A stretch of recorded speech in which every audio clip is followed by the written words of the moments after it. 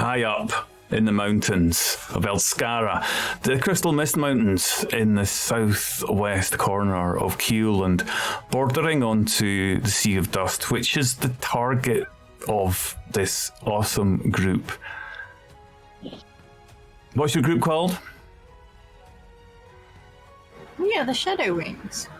The Shadow Wings, part of fairly powerful group operating in service of the King Queen of Kiel, and well known for breaking clandestine operations and usurping enemy powers, etc. All these kind of things that they can do. But in this particular group, they've been sent into the Sea of Dust, where there is brewing trouble, much brewing trouble, dreams and portents, messages from the deities of other realms have informed them that Neril is pushing his clerics and forces of dread into spreading the influence of his domain far into the material plane, and therefore that has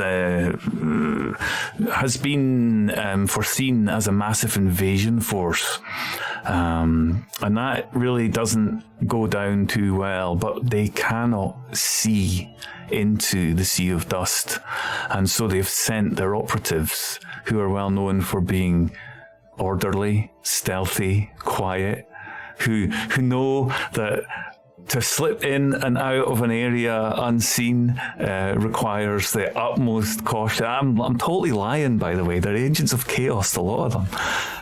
We'll see what happens. And so it is. They find themselves at Stone Shield Outpost. Stone Shield Outpost, and has over the past few years had got gradually colder and colder until they realised that they had a new neighbour moved in, or at least spread their power, an ancient white dragon. And they'd lived relatively peacefully, unperturbed, occasionally hiding from it when it flew in the air. But while the group was there, it was having a territory war with a blue dragon from the Dust Plains. This resulted in a battle above Stone Shield, demolishing a few buildings. Not that they could tell, because it's a pretty decrepit place anyway. And believe it or not, I thought it would be a great idea as a battle in the last game of D&D that they would actually have a fight with an ancient white dragon.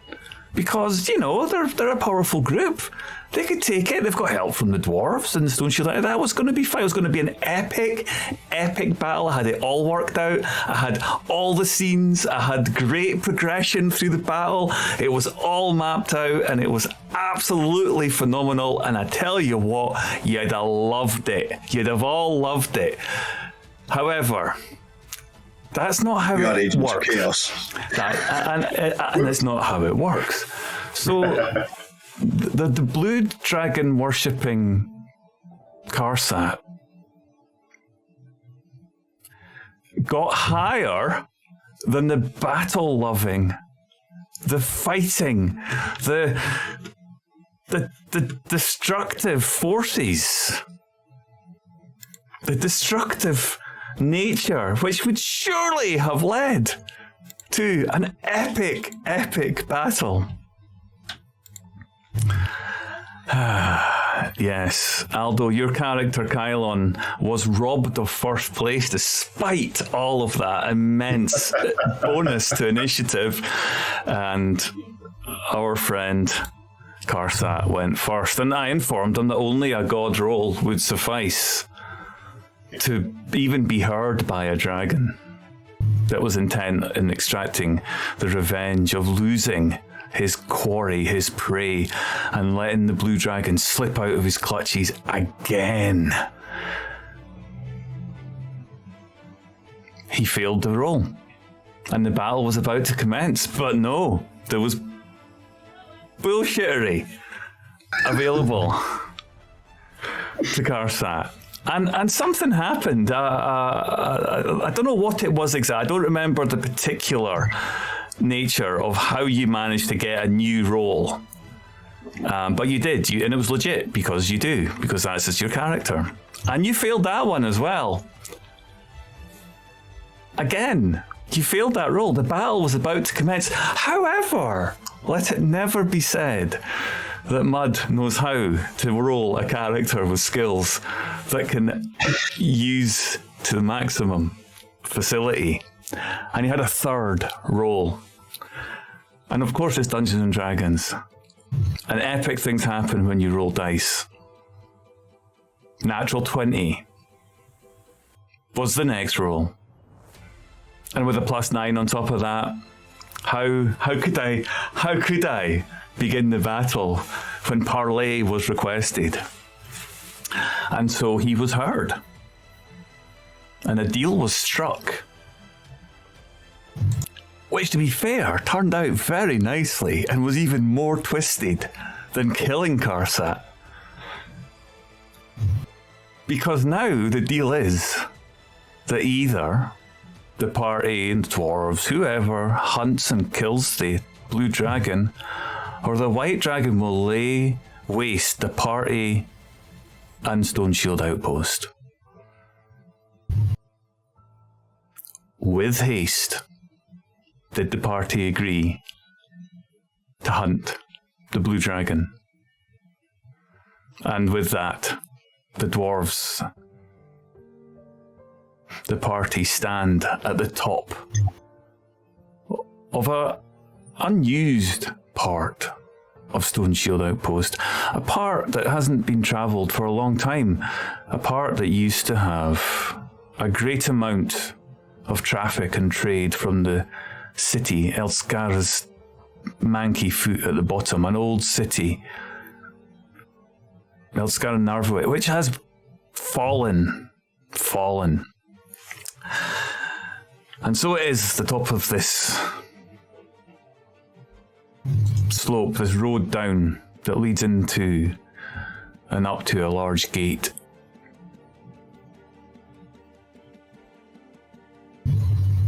Gardane stands along with his dwarves. I've only got one token, it's fine. But there's a number of dwarves around you. Gardane stands there and says, "Right then, we better get going." And stomps off down towards the gate at the bottom.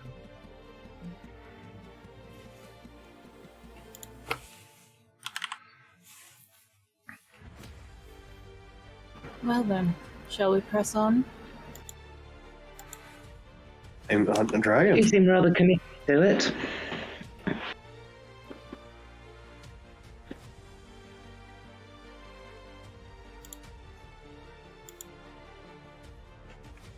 Don't worry, little one. We'll throw you at him first so we can eat you and you don't have to see him kill.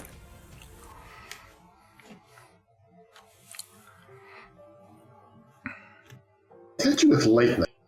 I've tried that before and it doesn't work very well. Yeah.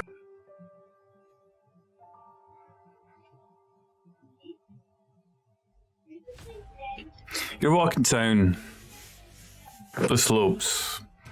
You reach the gate's opened. You look up at the size of the full gate, which isn't opened, this hatchway that you've got through, and you step in, and you step through. And one by one, the dwarves follow. One by one. Then, the door is closed behind you. The door is closed behind you.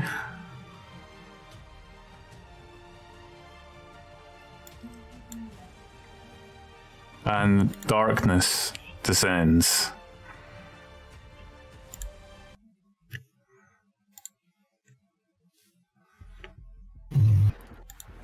Well, this is dreary.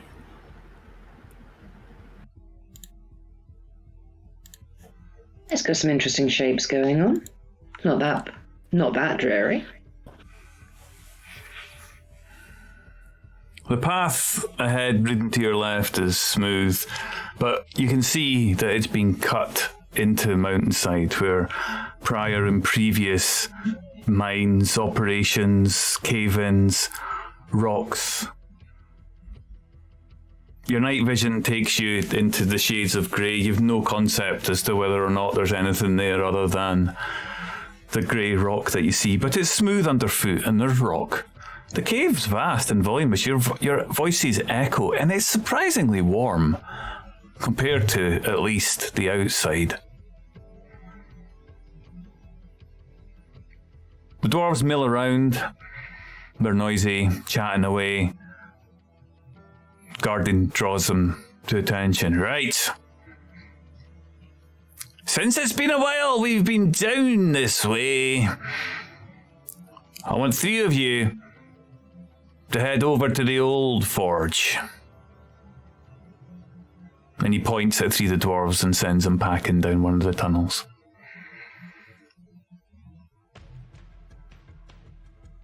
You hear them mumbling. But off they go. The other one's looking.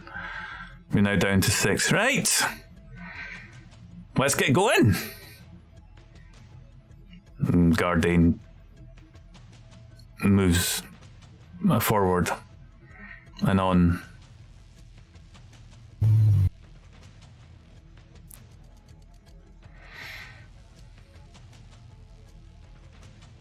Trudging along, you find yourself settling into a rhythm. You're moving downhill.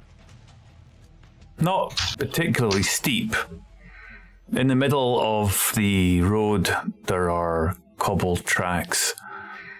And you arrive at a very steep section at which there's winches. Guardian inspects it. There's a rope attached. The hook, and he says, aye, this is how we bring them up. At least the wagons that wanted to come up. Ever since the Sea of Dust has become impassable, we've not seen one. A year, more maybe, I've lost count. We used to have this tunnel working. It was profitable to keep it.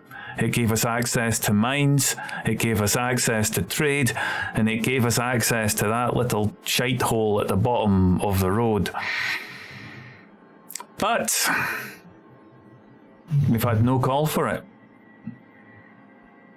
And we're so few that we don't even come down here. We have no need. We can't. The mines are empty. The door is locked. Nothing's getting through. But we suspect there's been, I don't know, a cave-in or something, perhaps. Or just no bugger wants to come up to our our bloody place just isn't the money that it used to be. And you see him looking a bit frustrated. You suspect a cave-in, but haven't investigated?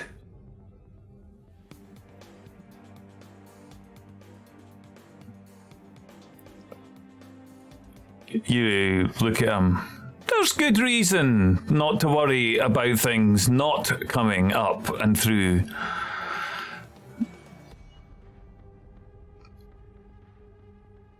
The trade was long slowed before it stopped entirely. If there has been a cave-in, that's fine. We weren't missing more than one caravan a year in any case.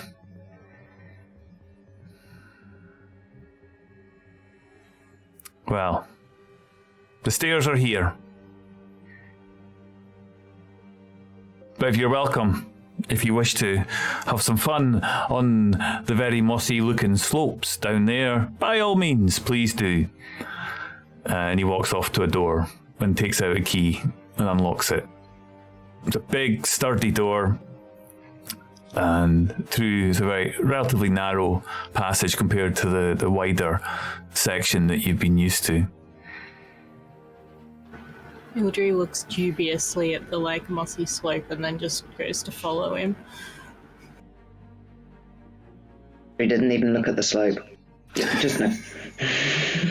Carson looks at the slope and starts doing cartwheels down it. Okay.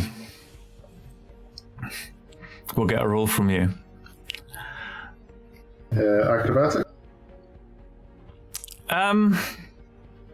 I'd like a dexterity saving throw from you, please. Got to use his plus 15 acrobatics at some point. Okay. Right, now can I get an acrobatics roll from you to see just how much spinning and wheeling you do? Oh, yes. Okay, so you watch as Karsat stands at the top, does a deft flick of his tail, flips himself over, lands on his feet, and then continues to spin into the darkness, and at that point you lose sight of him. What's Kylan doing? Just kind of staring after Karsat like, well, I guess we're going this way now. Okay. How are you approaching that? Looks back over his shoulder.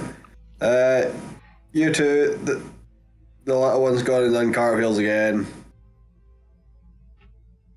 Not again. Yeah, down that way. Don't know where he's gone.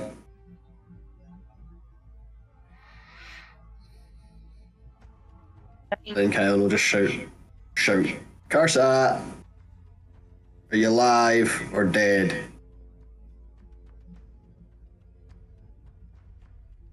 Am I alive or dead? Karsat, about your fifth flip, you land on some exceptionally soggy moss, and your face gets dripped on. Your foot slips out from underneath you on one of your flips, and you land face down and begin to slide with the momentum that you've built up as you've cartwheeled and flipped down the slope. You're quite far down at this point, and you're building up speed as you slide faster. Can I please ask you to give me an athletics check to see if you're strong enough to stop your slide?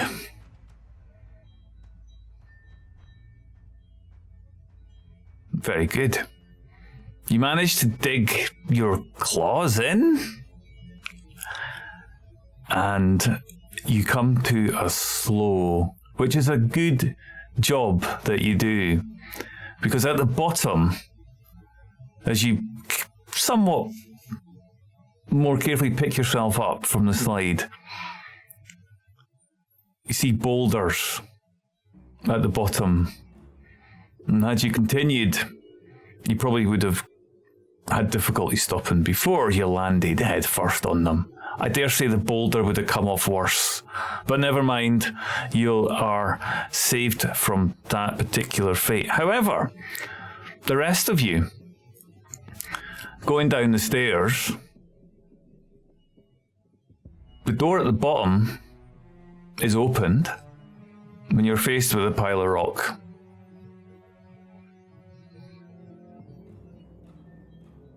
A little pile, or It's covered the doorway. Yeah, and there's enough loose stone and rocks there.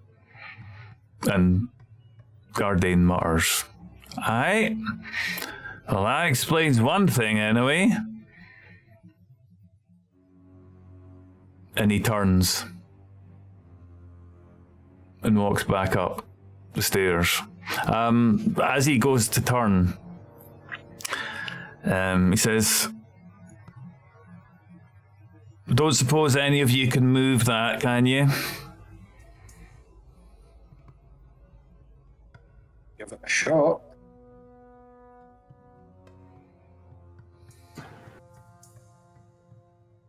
Not with magic, unfortunately. Not today.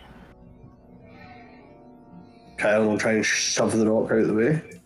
Okay. Yeah. Athletics check. Dude.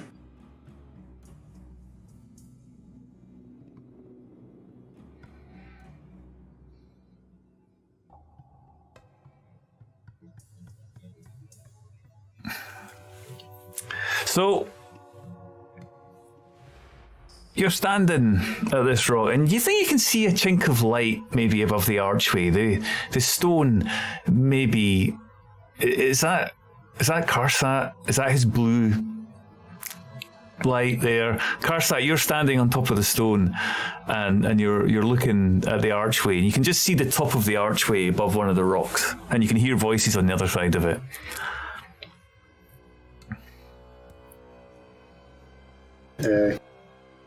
Karsat will knock on the rock twice. Alan is completely oblivious to such fact and just pushes the rock. So you're standing looking down, you see, and then you feel the rock moving. The larger boulder that you're standing on is capable of being shoved and rolled out of the way. And yeah. Kylon, you heave, your strength is mighty, and you're able to roll the boulder quite far.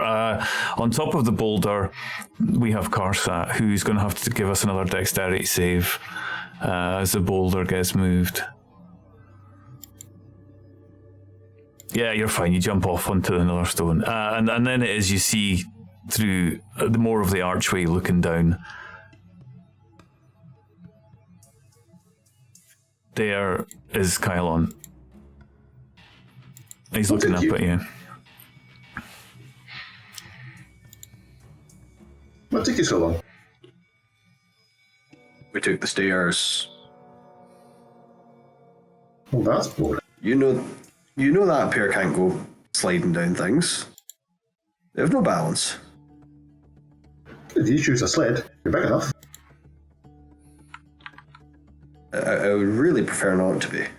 Maybe we should do that next time, huh, Andrew? We're buying shields.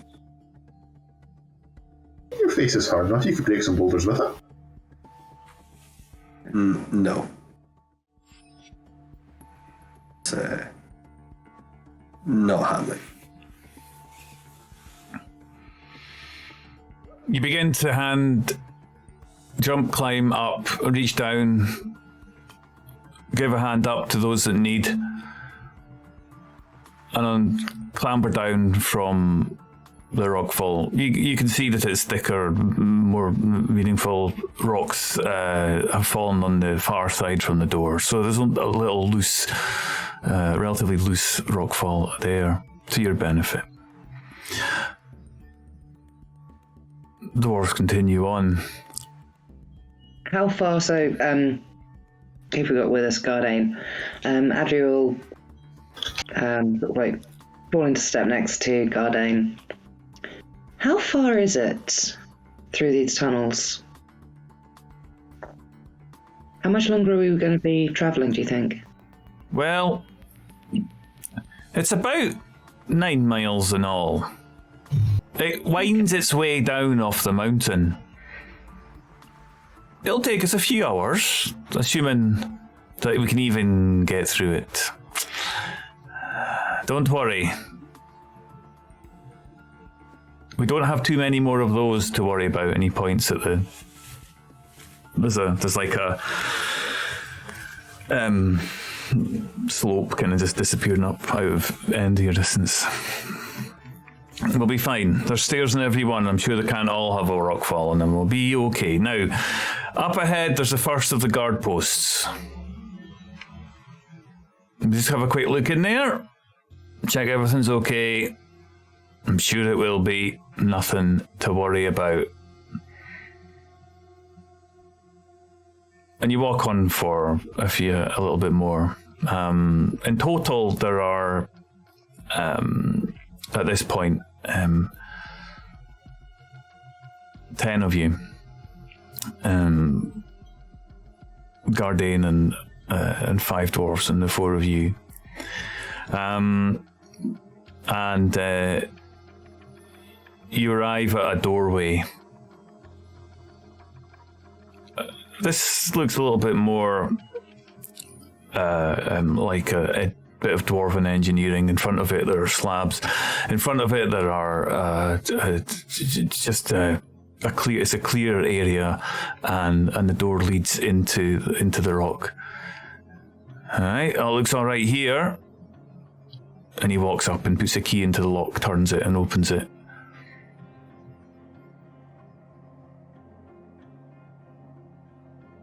Door opens.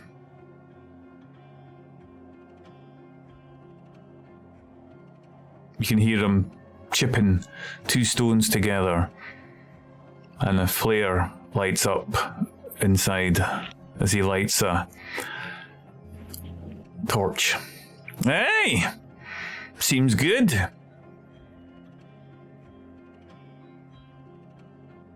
You walk into the guardhouse with him, or do you stay outside? We ought to have at least one of us go with him. Yeah, I mean, at that point, again, yeah, a couple of the extra dwarves that are there come in with him and go in with you. So you walk in. It's in pretty good nick. There's no weapons sitting about. It's empty shelves. It's empty hooks. There are bunks, and there are various store crates that are all open and empty. You can see the lids are off, and it's just, but everything's neat. Nothing's been ransacked or otherwise. It's all orderly. No sign of any trouble. And he walks around just inspecting everything, saying, good. Well, maybe Monday, you never know. We might have to post people back here again, help people get up that bloody slope. We'll get it cleared. We've sent word back already, just in case. It's not much of a rockfall. It's a pain. We can get it moved. One day. Stone Shield. One day. He looks around, ushers everybody out, closes and locks the door behind.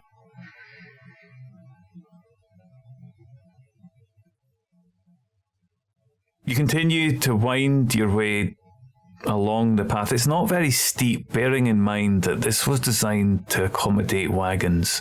Slow-moving beasts of burden, bringing up goods from below and climbing many hundred feet each mile, potentially. They're more difficult, and at the odd occasions, as you've seen, extra help given to ascend just that bit quicker. You can feel yourself turning just a little bit. It's not a straight path down. In bits, the cobbleway looks a little bit rustic. The paths that you see are generally wide. The caves, you remark, don't always look like they've been crafted by dwarves. Some of them look natural, but still vast. He stops and looks up.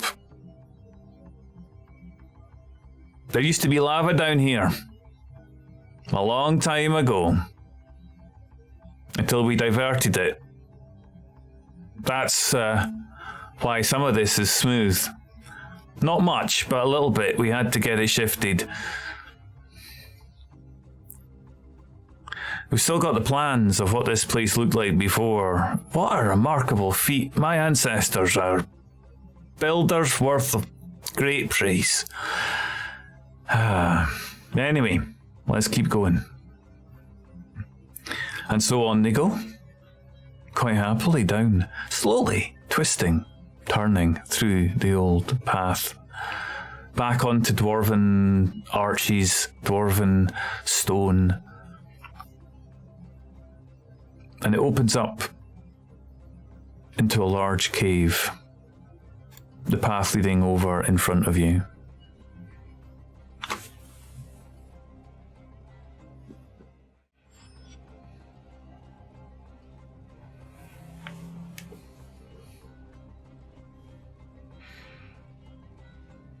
Guardian puts his nose to the air.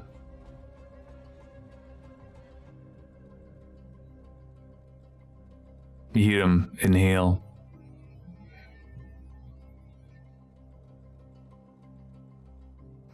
takes a step forward. Aye, it's about right.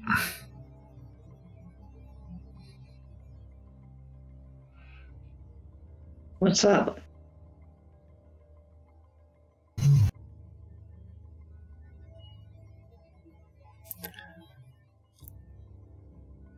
Do you smell that?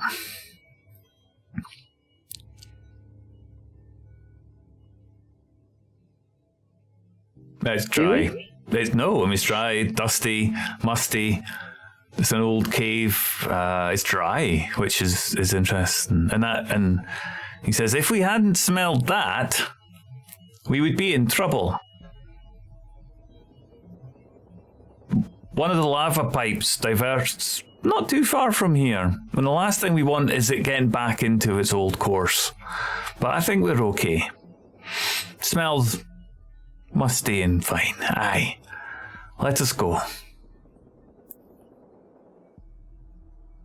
How's Karsat looking at the moment? So we know that he wasn't particularly enthused about the idea of fighting dragons, particularly the blue one. He's looking very sad with his head kind of down. He had fun flipping down the hill, but now he's just kind of trudging along behind you. Not overly pleased with where his destination is.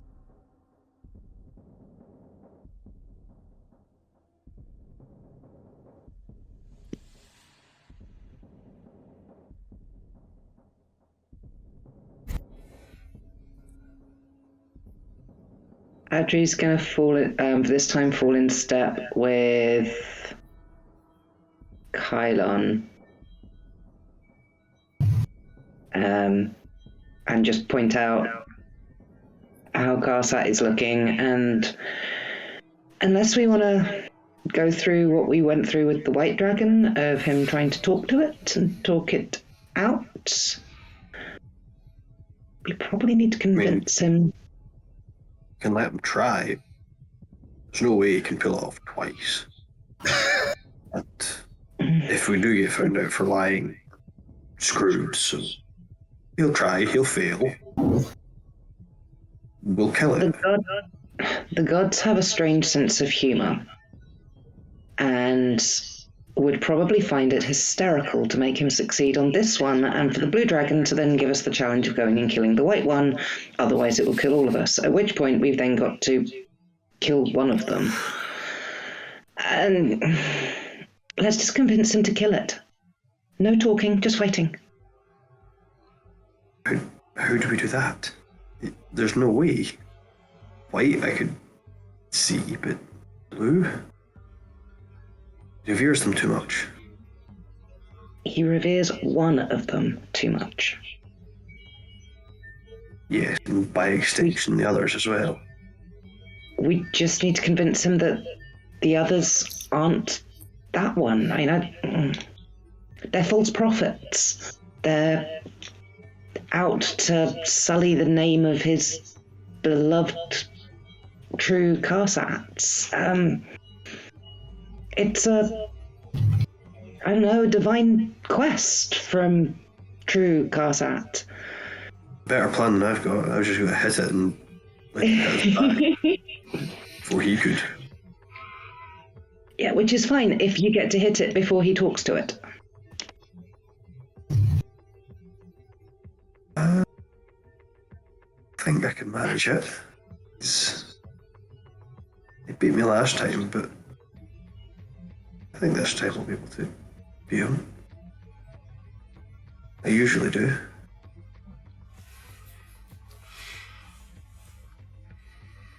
If he gets to talk to it before you hit it, I'm never letting you live this down. Like, for probably the 30 seconds longer that we'll be alive, but... Handle it. One dragon.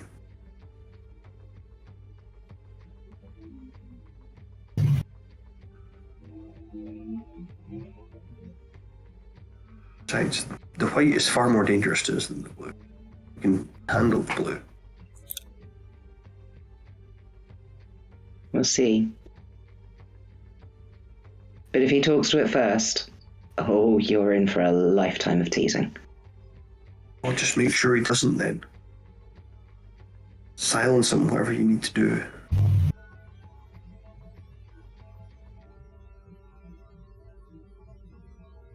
Not something I can do.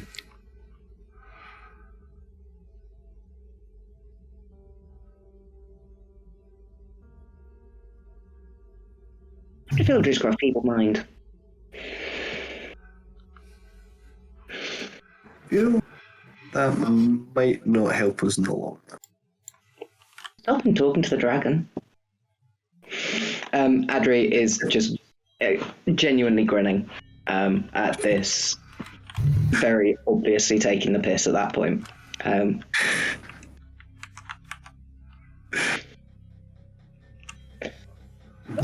Alrighty. You More talk to fighting? him, try and convince him. You're more convincing than I am. He knows I want to fight it, so he won't be able to listen to me. I'm not entirely sure he'll listen to me. Better chance than me.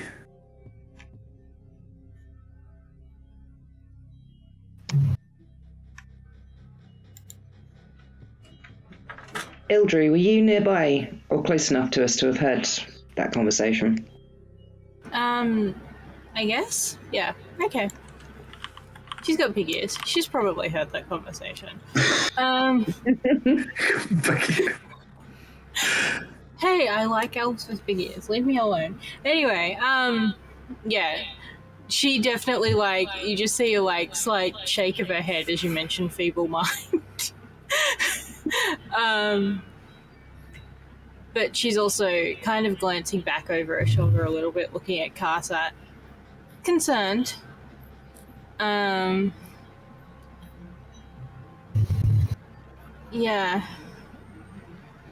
I don't think any of this is going to bode well. We're not casting feeble mind on one of our party members. It's always an option.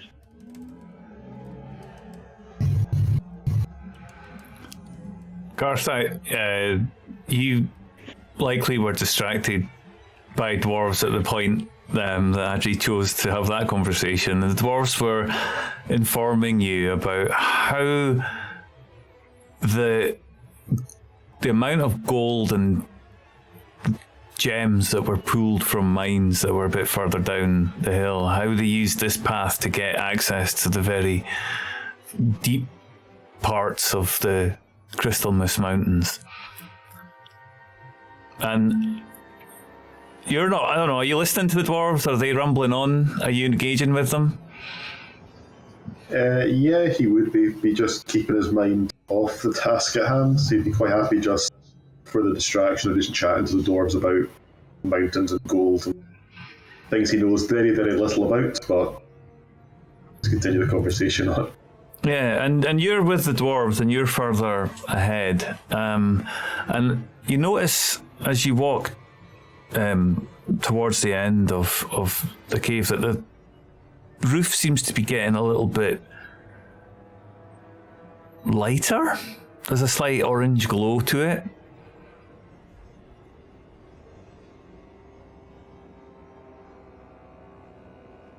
It's the first colour that you've picked up since you've come down here.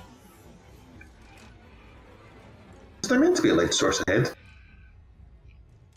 One of the dwarves one of the dwarves that you're talking to says, aye, that is coming from the molten rock that's flowing above it. We'll be fine, don't worry. I wouldn't want to go and touch that stone. It's probably quite hot, but it's well protected.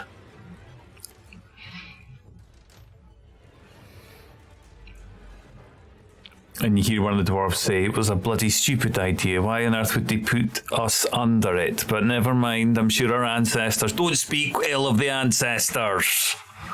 The dwarves are going to start mumbling to each other about whose great grandpa was the one who actually came up with the design and the concept because it was easier and allowed for it to be channeled faster into the forge. And they mumble a bit as they're walking along. Karsat will gesture back to Eldry and just go, "You might want to see this. They've done something with fire ahead." Gesture at the glow along the walls. It's very impressive. And she kind of just looks up and is staring at it. If channeled it? Roll perception as you're looking up. Please, Ildre.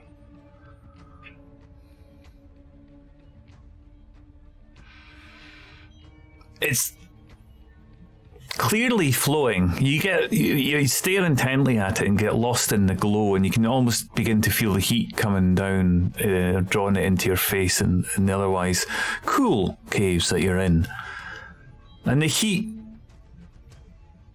calms, and you look up, and you can see the shadows as you stare intently up towards it. Lumps of dark just floating by. You stare closely at it. And as you're looking up and seeing these lumps of shadow of the darker chase just rolling past you, you catch a long, thin shadow moving faster than everything else that's there, that's moving. And you track it and follow it and watch as it goes out of your view.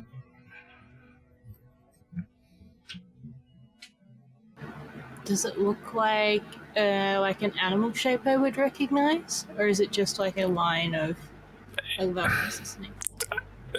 Yeah, I mean, the first thing that you think of is a snake. It looks the way it's weaving. It's moving faster than all the other. You got a sense of how it's moving just by watching the shadows flick through the stone, and then you see this darker shape, and it just continues to move, and it moves faster than anything else.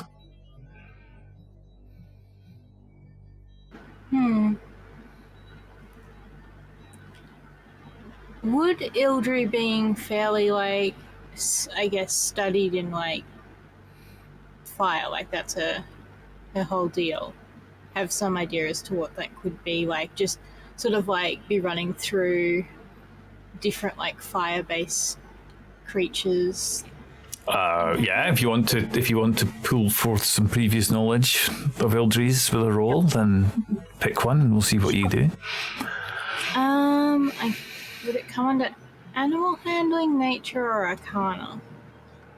You could roll any of them and see how well you do, and then depending on what you roll, you might get a different answer. So pick one that you think might give you what you're looking for. Let's go nature. Whoops, that was... Oh.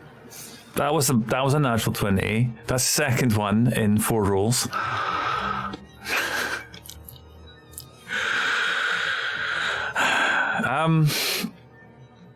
You're sitting there, as you said, ruminating upon the study that you've done in the past of the animals, watching and observing. And you're taken back to a time where you were at the side of active volcano, and you were with a party, whether it was the guys you're with now or different, I don't know, but you saw at the side skins having been left on the side above the magma flow. And you were intrigued by these, and you picked one up and you put it in and took it back, and later it was explained to you that there are some people who use the flows of lava for messengers to travel discreetly, unknown, unheard, unseen, and often unsensed due to the heat. It was explained to you that likely that this was the skin of such a thing. And broadly, it was explained to you as a snake of fire, a fire snake. It was explained to you that perhaps that was a little bit too simplistic, and that these things were beings of an alternate dimension, an alternate realm, but capable of withstanding great heats, and such being able to surface at any point in the planet where there was flame and heat, and it could travel underground for great lengths and surface at the necessary point. So that's what springs to your mind when you think of it. Okay. Eldra's eyes kind of narrow and she frowns a little bit, but doesn't necessarily say anything, particularly not in front of the dwarves. Instead, she sort of... What's Carset doing now? He's really not paying a great deal of attention to his surroundings. Seems like he's lost in his own wee world with his head down. Okay, cool. Well, not cool, but Ildri kind of looks towards Kylon and Adri and is a little bit like, and in a very, very low voice, what are we going to do if it actually is Carset?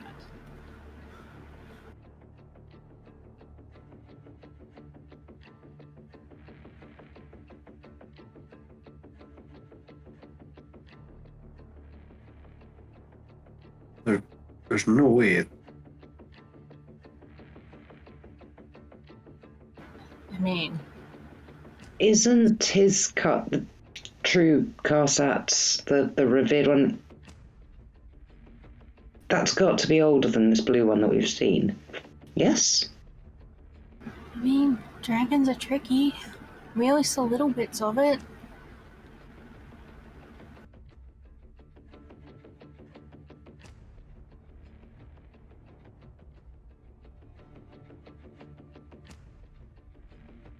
Well, if it turns out to be significantly older, bigger, scarier, nastier, generally more deadly than what we were already expecting it to be,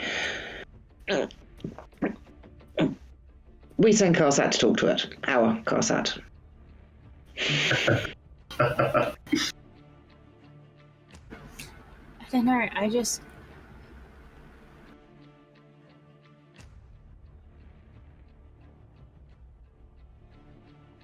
All we say is sod this shit and we bounce out of here. We do still have things to do, and I have things I need to tell you. But later. Intriguing.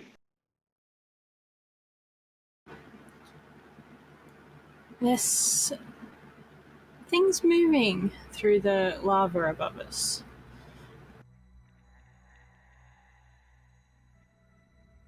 As long as they're in lava and not here, it's fine.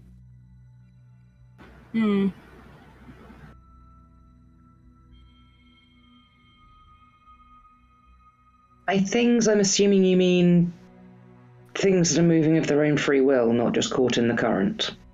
Yeah. Some sort of fire snake, I believe. But that is perhaps a conversation when we are not in these times. Perhaps. Nidri casts another dubious glance towards the ceiling.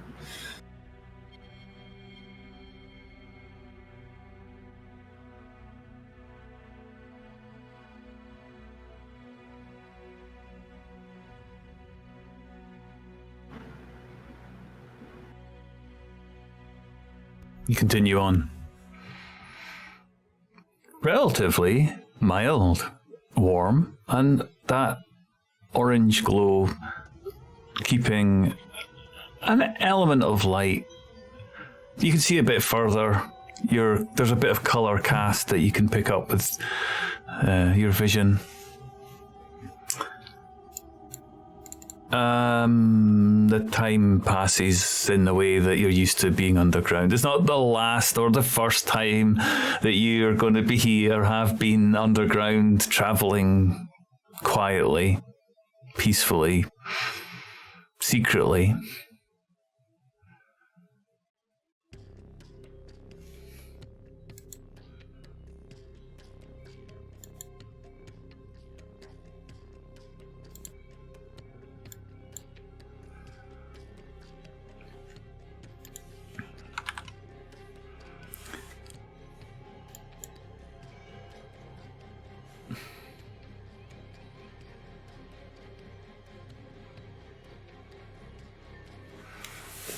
You stand round the corner. There's a very strange flow of lava falling down at the end of the tunnel. And standing in front of it is a dwarf. And standing behind the dwarf, there's an elf. And standing behind the elf, there's a human. And standing behind the human, the lava appears to be bubbling out the side of the wall. And you look upon it, and as you look closer, you see that the bubbles comprise of heads. Each bubble a face, each bubble a skull, each bubble that comes up and pops a disappearing face from in front of you. Gardain stops. Fuck, he says. What the hell is that? And he looks forward. He starts to look, are you okay over there? He shouts at the three. They just stare at him. Well, you see tendrils reach out from the lava and wrap around the legs, wrap around the arms. The human at the back is hauled into the lava. The face, as you watch it, completely serene. Do you keep walking? Have you stopped?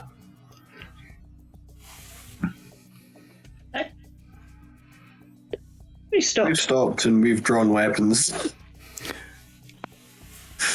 Yeah.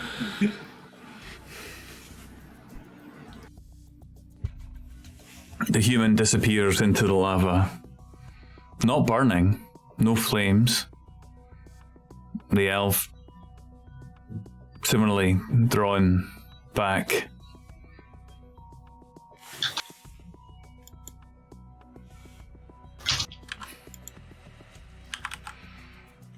Until the only thing left standing there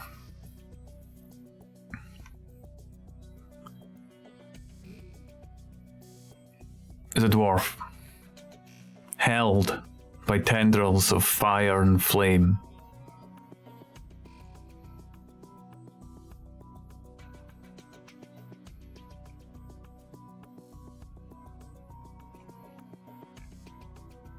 How far away from it are we?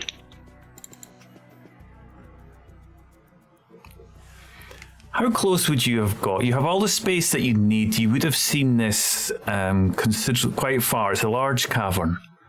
The red glow in the walls and the ceiling above flowing down there. So you've got the potential to be many hundreds of feet away from it if you wish.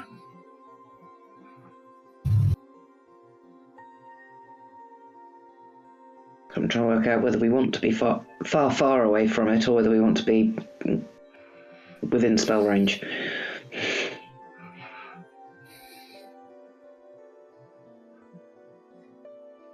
Garden looks at you. You any idea what that is? I was hoping you could tell us. You live here. It looks like it's lava that's got heads. That's not really how it's supposed to work, is it? I don't like it much, I think, and he looks at you. He looks around at the others. Anybody? And they're shrugging, going, she's murmuring.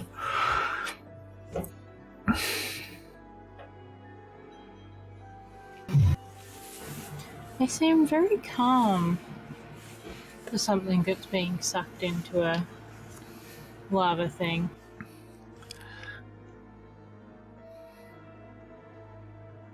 It continues to pulsate.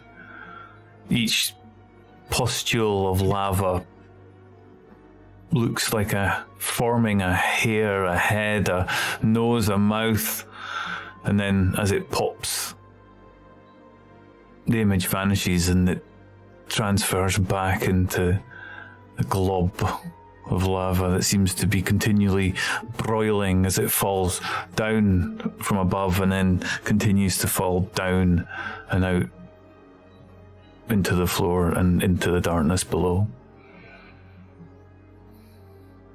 When the dwarf stands there, eyes you.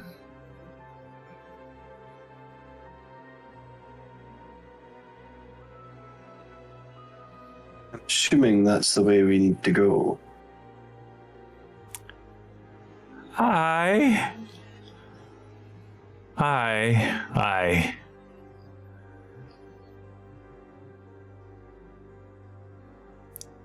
Here. And he looks, the guardian looks round.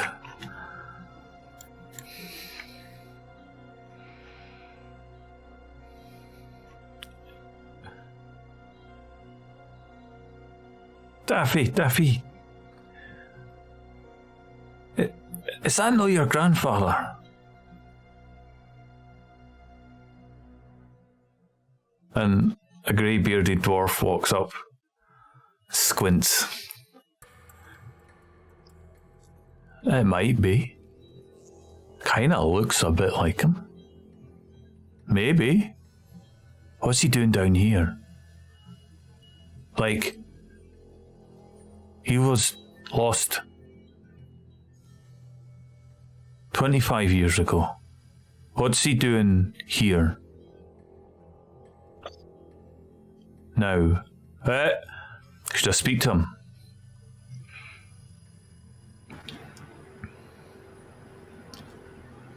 Perhaps it's a honey trap. They seem very calm. He's standing right next to that lava flow, and he doesn't look like he's steaming. That's not right. Can he be that close and look like that? Something's wrong. Absolutely a honey trap, you say? I believe you. Daffy just looks at Garden and I could try. I could try and speak with him. I mean, it looks like him. And he takes a step forward. 25 years ago, said he went missing? Garden looks down. Aye, that's right. 25 years. He was a minor.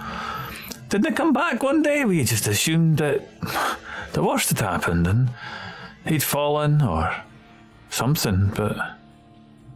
Well, if that is him, he's got some stories to tell. Do you think he could survive in a tunnel by himself with no food for 25 years and never come back. We have supplies down here. The stations were well stocked. 25 years, no, but he just looks and squints. Aye, it's definitely not right. Gardain looks. He shouts at Daffy. Daffy! Oh, he's... And you hear Daffy... He's getting a bit closer now. He's a couple 100 feet off. Walks forward. I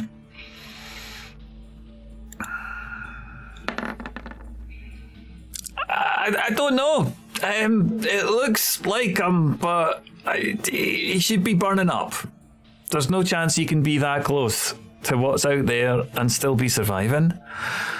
And he comes back and he talks. He says, "It's not right. Whatever it is, it's not right. That's just not on. Can you see the heads that are appearing out of it every time one of those bubbles pops? That's not right. Are you sure we have to go that way?"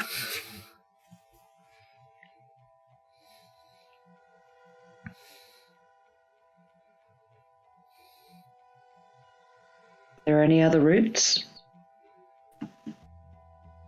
Gardain says, "No, not any that would get us there this side of Christmas." No, he wouldn't say that, because that's completely not what he said. This year of whatever calendar year the equivalent of Christmas is in, he says. The mid-winter solstice, return of the sun kind of thing. Yeah, we all know that one. That one, exactly. Different names in different regions. It can be hard to put down.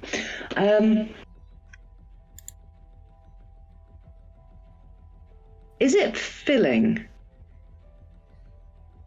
the corridor? Not entirely, no. It's set back slightly. The flow of lava is falling down, and it isn't like pulling out onto the path. You can still see the path going past it. It looks like it's maybe taken some of the path with you, but you can still see a path that goes beyond it.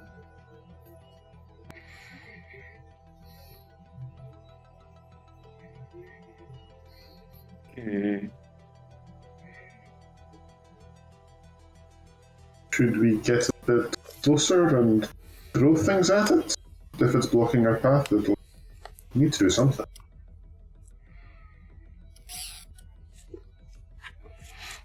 Step, probably go through it.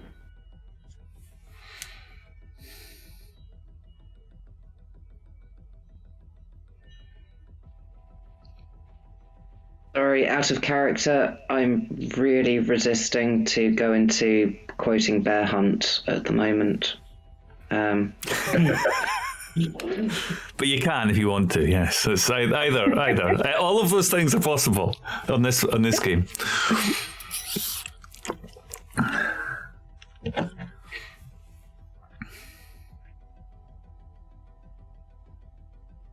Try and squeeze past it? Try and kill it. There's probably there's about 10 foot of it, 10 foot of space that you can get round on the path between the back wall and the path. So you could potentially, if you wanted to try, squeeze past it, go around it.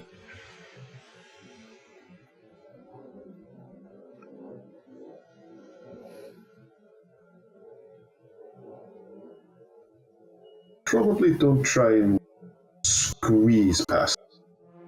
Something tells me it'll probably.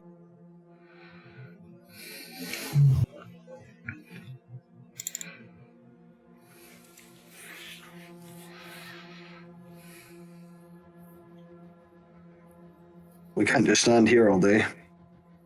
True. Carter starts walking to within 100 feet of it. Okay.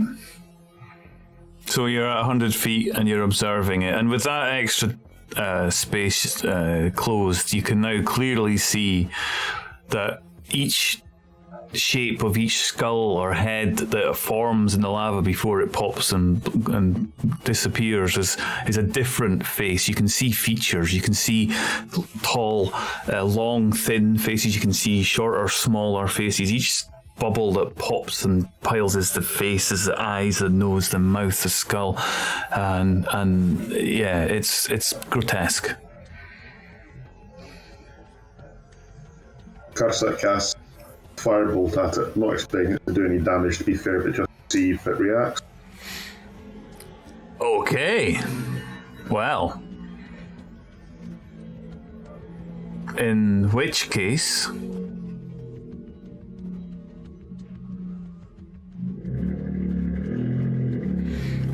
I think you should all highlight your character and roll initiative.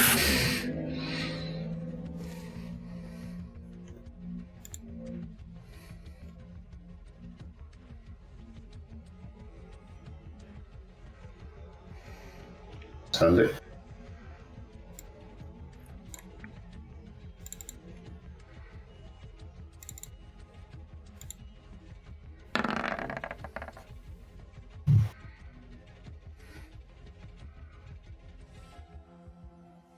So if you can't live it down if Karsak beats you, what does that say if Adri beats you?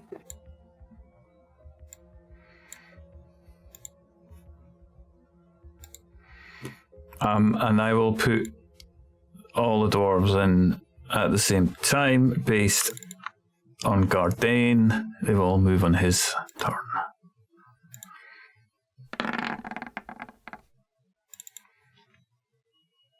Okay.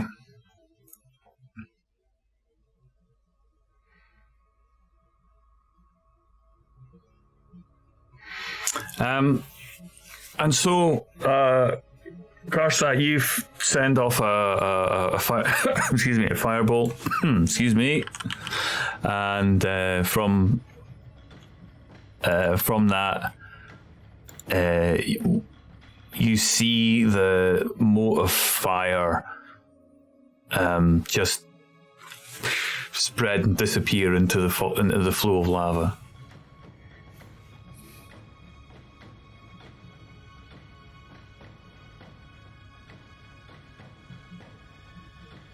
As expected, just observe it. We're seeing what it does from it. Yeah. You were aiming away from the dwarf, right? Just at the front of it. So,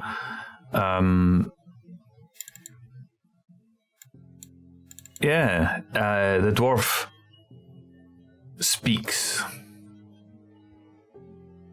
and says, in a very strange voice, "Come here and tell me your story." No, thank you.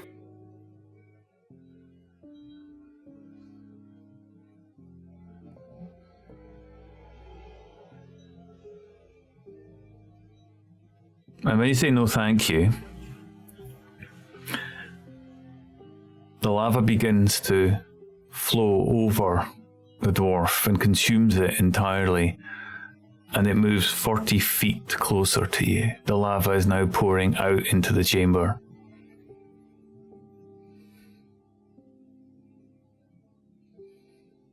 So 60 feet. Yep.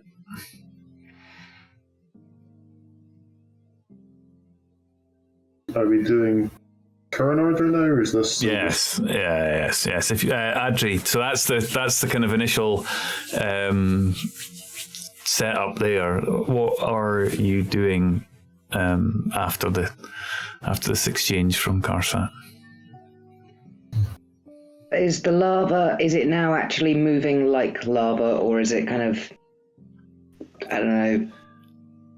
Yeah, it's doing. Yeah, it's still popping, and every time you see a pop, it still forms a face which broadly appears in relief in the in the shadow of itself, and you see the eye sockets forming, and the nose protruding, and the mouth forming, the shape of a face, and then it's as it's doing that, it's also doing that sort of the top of it is black, and it's rolling forward, and it's folding over itself to get to you.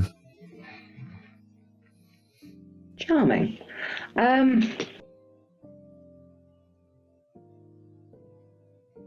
As I've got absolutely no idea, and Adri would have no idea what is actually going to be effective against this, she is going to just Eldritch Blast it. How close to us? Did we decide how close we are to it? Well, you're behind Karsat, who was 100 foot. So it depends how far he walked forward before. But I wouldn't think you're probably about 120, 130 feet away from it, give or take. It's as close as you want to be, really.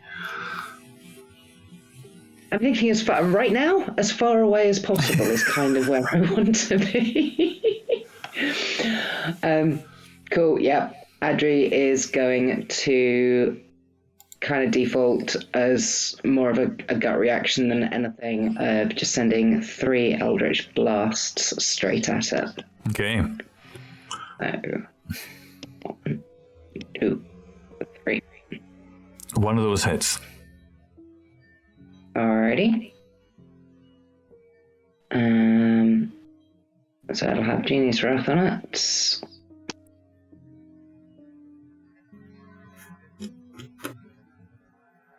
Okay, 5 Thunder and 10 Force.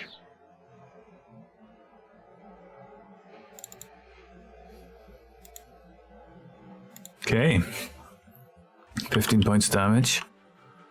At least that's what it would be if you were sensing it. But your Eldritch Blast just is a form of light, isn't it? It's like sort of the twilight before a storm, and it that color just ripples down and disappears into it. So you're not really sure exactly what the extent of what you've done to it is. Okay. Anything more? No, but probably keeping close to Karsat.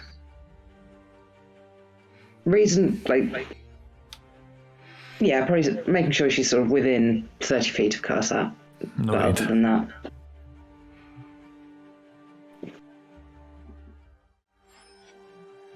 Okay.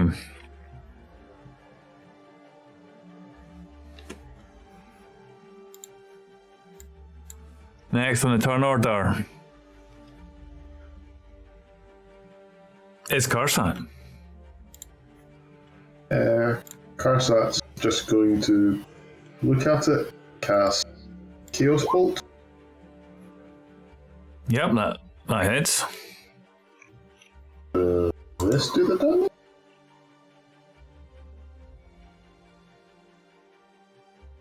So that is... Hold on, how is damage for this again?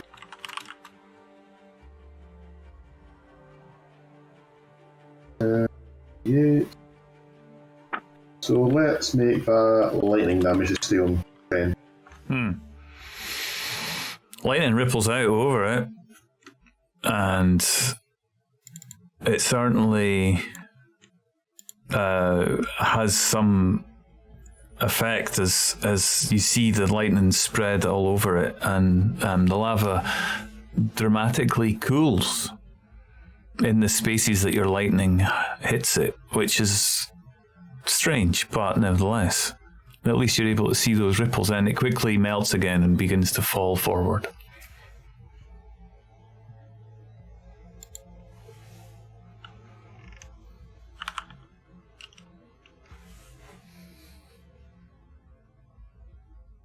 Gosh, I'll just keep standing where he is.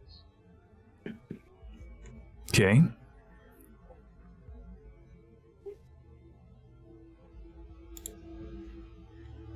Kylan.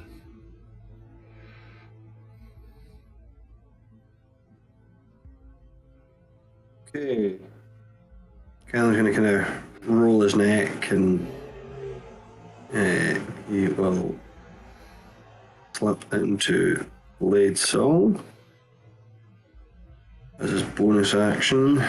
Then as an action, he will cast Mirror Image on himself.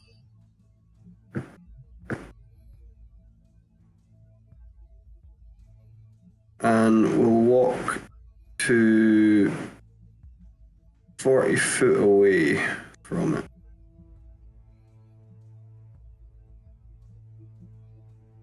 Kind of close the distance slightly and put himself well out in front of everyone else.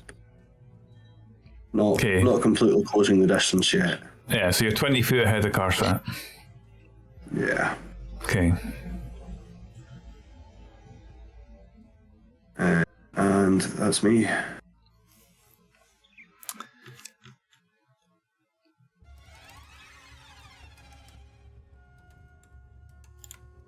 Gardane says,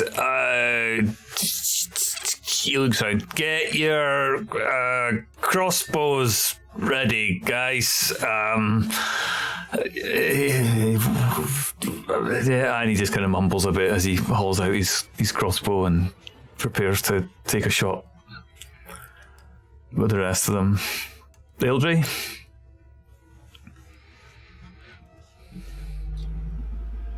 Eldry is going to cast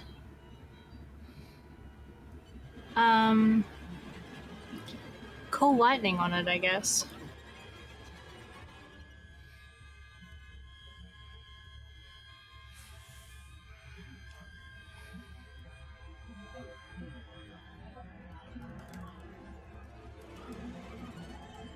Okay.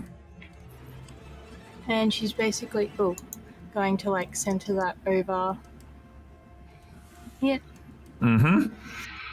Yeah. And where it lands, this constant cloud, this storm cloud that appears above, and where it flashes down, the lightning solidifies the lava in a big column, and you see this big solid tube sort of around the bolt where it struck, and the lava just continues to ooze round it.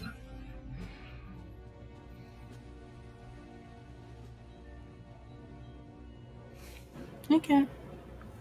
I think that's me.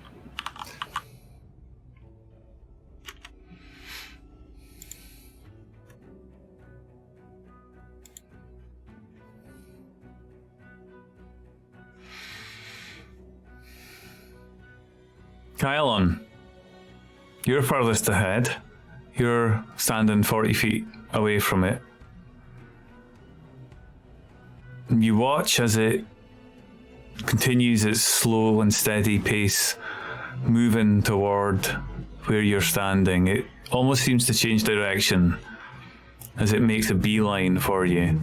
The lava oozing and folding over itself. Now that you're right up within 10 feet of it, you see these heads still bubbling and their faces look anguished. The shadows that are in front of you, the screams and torment, you see that actually some of these don't even look like they're made of lava itself. It's almost as if they've taken on a skeletal form underneath the lava, and the heads are pushing out of it and helping its momentum push on and rolling forward. The moment passes as you stare at it. It rolls another 10 feet forward and is lapping at your feet. You take a slight step back to avoid having your feet singed. There's heat rolling off this. It's very, very warm. If you remain next to it, you have no doubt that you will be burned. However, I'd very much please like you to make a wisdom saving throw, as you look into the heads that bubble and they seem to be talking to you. Their mouths moving.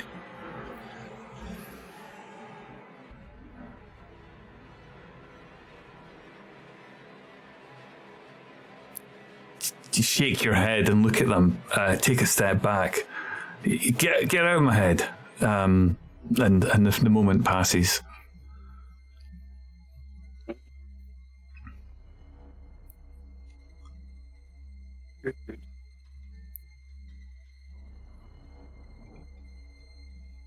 Out in front of you, having moved that state back, the lava seems to be rising up. Physically moving upwards in a column about as broad as you are, and it's gaining height. Adri.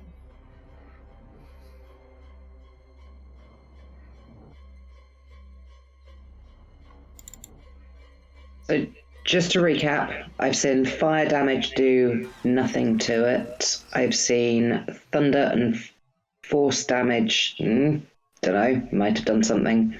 Lightning did do a bit, but not a lot. And really it's just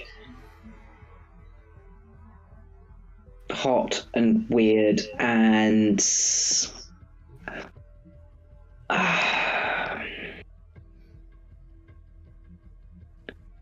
Alright. Can I do the two of those together? Where'd it go? Yes.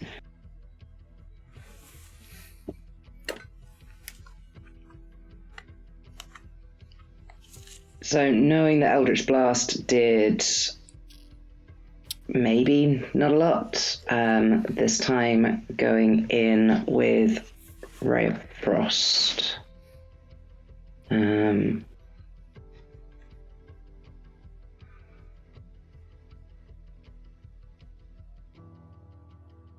Does that hit? 17? It does. Yes, it does. Excellent. And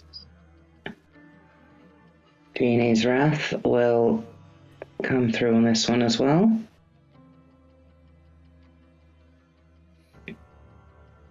So 17 cold, 5 thunder. What were you aiming at when you fired? The bit, you said it's rising up, so whatever is kind of, whichever parts of it look like... Whatever parts of it look like they are going to be the biggest threat first. Yeah, so this bit that's coming up, rising out, this column that's rising up in front of Kylon, immediately when it gets hit by your ray of frost, solidifies and turns to dark stone looking material, just and solid, and the lava then just continues to broil and roll and roll. You see it kind of continue to roll up its side now, wider than it was before. But yeah, that definitely had an impact on it.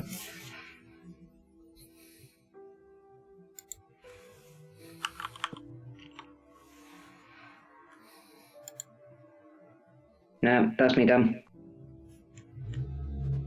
I'm going to bonus action dodge just in case, because I can. Yeah. Karsat.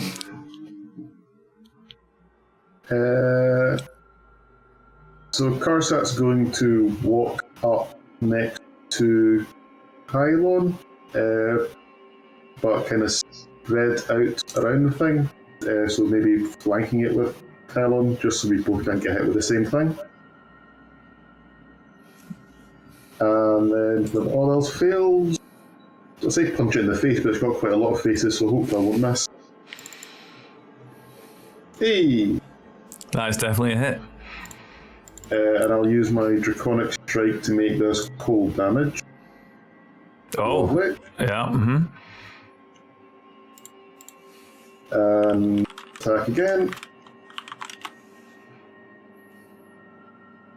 Does that one hit? Yep. full damage again. And for the hell of it, can I try to stunning strike it on that last hit? You can. Absolutely.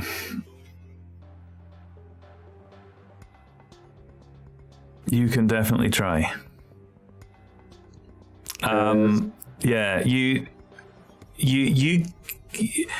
when you hit it, you get a sense that when you connected with it, you just punched you timed it well, and you punched one of the faces as it bubbled up in front of you. You two have seen that they look like these ones, some of them close to your skulls, actually pushing up out and then getting enveloped back in, pulled back in. You punched one of them at a time, and it hung there for a second, but the seething, roiling mass of lava doesn't stop when you hit it. It hasn't had the usual impact that you would like, and you get the sense that trying to stun something that is a flow of nature maybe is only going to end up with you getting burnt fists. Fair enough. Then I'll just bonus action patient defend. Okay. Full position. Kylon, it's roasting. You're burning up. You take 8 points of fire damage. Heat damage as this burning mass of magma flowing at your feet and increasingly trying to get in your face. It emanates just incredible amounts of heat. Okay, what's your move?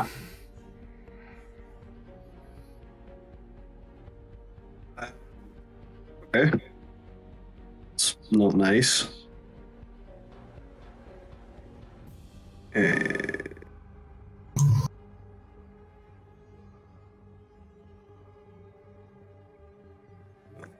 it with a battle axe. Or maybe we're not. Try the warhammer instead. Yeah, you fight two-handed. And Yeah.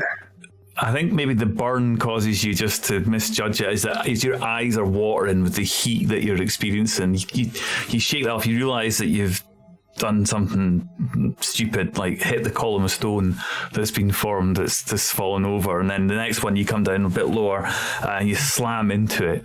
Your warhammer disappears into the heat, and it's a good job it's a magical weapon. You slice through it, and where you do, you see you leave a trail of hardened stone and rocks, like a swash. There seems to be like when you're painting, almost just using it, and it solidifies in the wake of your warhammer as you pass through it. Cool. A bit of practice. So this should have been part of the attack action. Theoretically, but the shocking grasp. Then there's a 15 hit.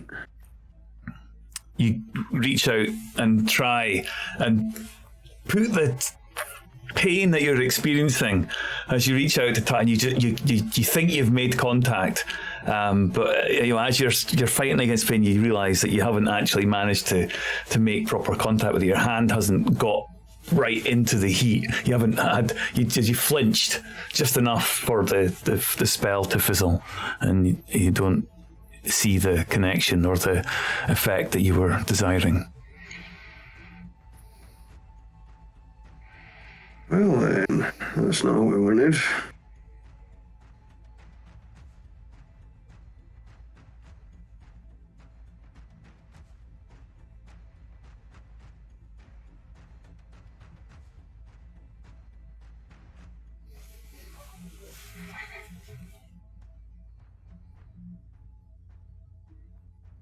That's all we've got. Okay. As you're standing there fighting, you hear as the 6 crossbows are loosed, and the just fire and disappear into the lava, and you see little flecks of flame as they burn up as they go in. You have no idea if they've done anything or not. Ildry. Does this thing look like it's made out of flames? It's made out of heat. It's not that there are flames on it, but only where it's met things like bolts from crossbows that it looks like it's actually made of. No, it's mostly heat, and then you've kind of surmised that it's maybe a molten rock or something, but you're not entirely sure. But not flames. Okay, so it can't be doused. Alrighty. Well, I still have Cool Lightning up, so I'm basically going to try and zap it again with that. Over its largest points. Definitely.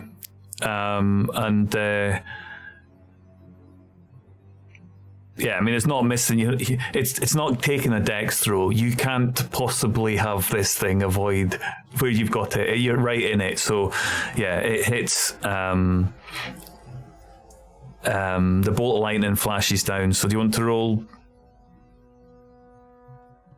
damage on that? 3d10? Yep. I believe. Yep.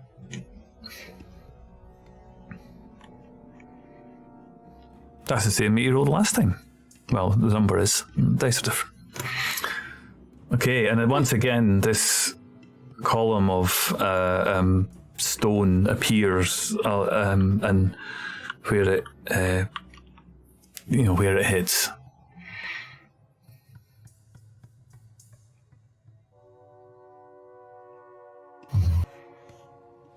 Okay. Any more from Ildry? No, that's me.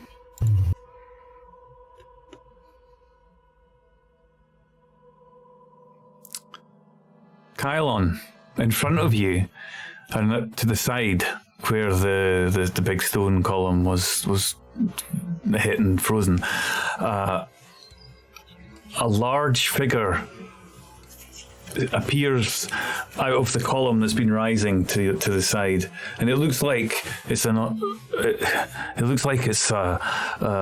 orc or it's a very strong, muscular looking human or something. You're not sure, but the shape of it is huge shoulders, massive neck, big flat head as it seemingly steps out of this column that's risen in front of you, and you notice, because you're standing so close to it, that it's still tethered. There's actually a line that connects it into the main flow. It turns round.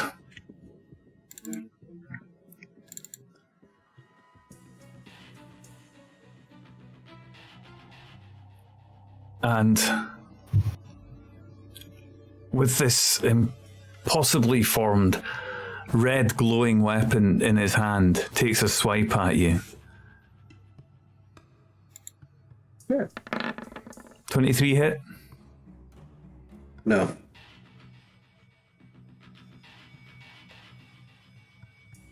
It does not. You are able to withstand the attack and stare at it in his head, and it brings its other arm round. 24 hit. It does not. See what I have to deal with?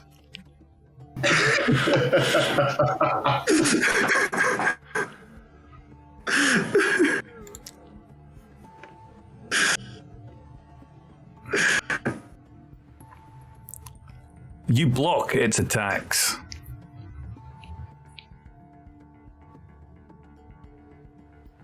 I'd like you to make a wisdom saving throw, please, as you stand looking deep into this figure's eyes.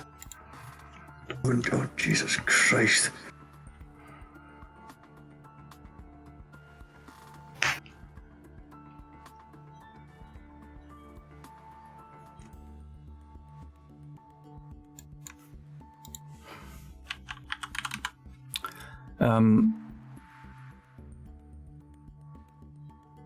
You fail that throw.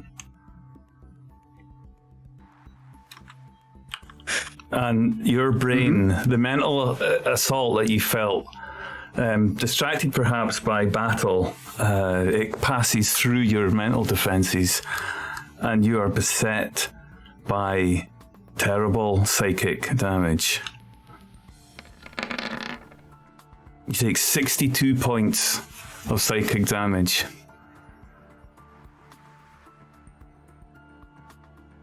And you are memory drained as this thing inveigles its way through your mind.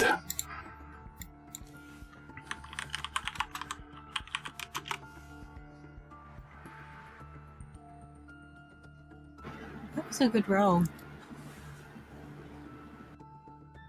Yeah, could you not do that again, please, Corey? Right, please. You did that to the tank. While memory drained, you must roll a d4 and subtract the number from any ability check or attack roll you make.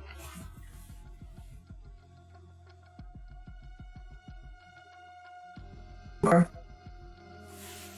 Visual invasion. I'm cool with that. Okay, that's the end of his turn. Adri.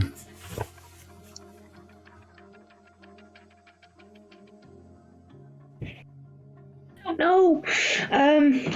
Is this thing the pseudopod orc looking thing? It's still very obviously part of the oozy lavery. It looks like it's made of all, yeah, pretty much the same material as you're watching it and looking at it. It's shifting and changing, but yes, its initial form, its first, yeah, as you've seen it in this round, it looks like that. It looks like the same stuff. Yep.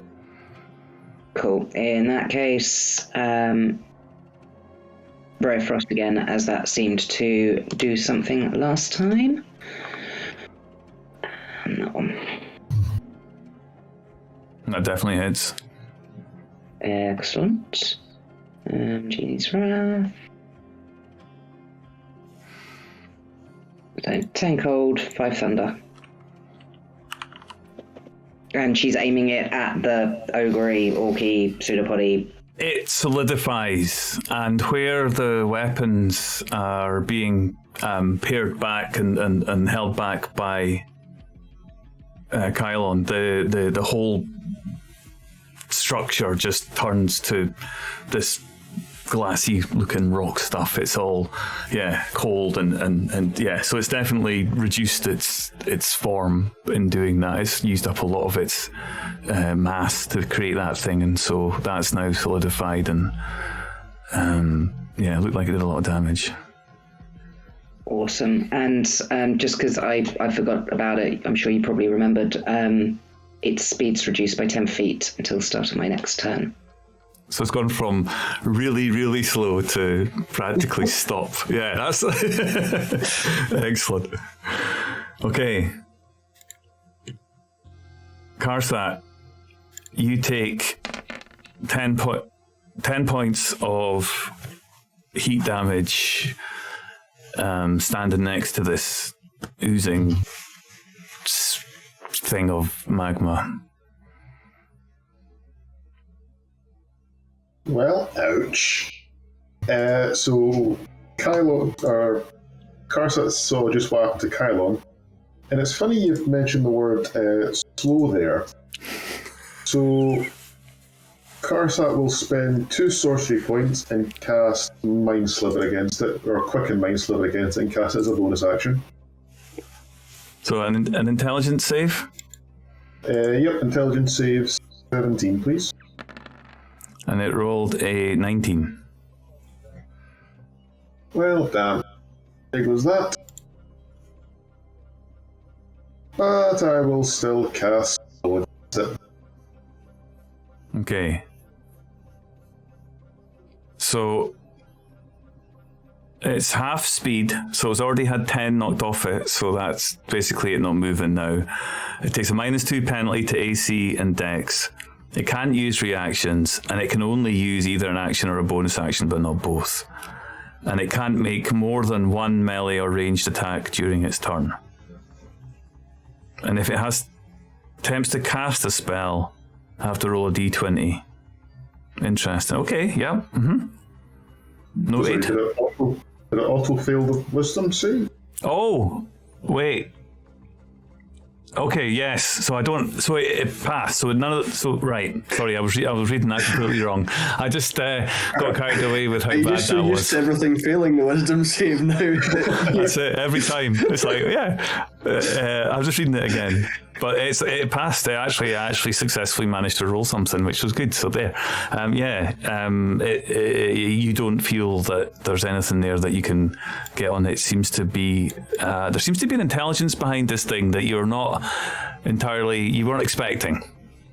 So it passed both saves, Dan. Right. Well, what did it do? So let's see.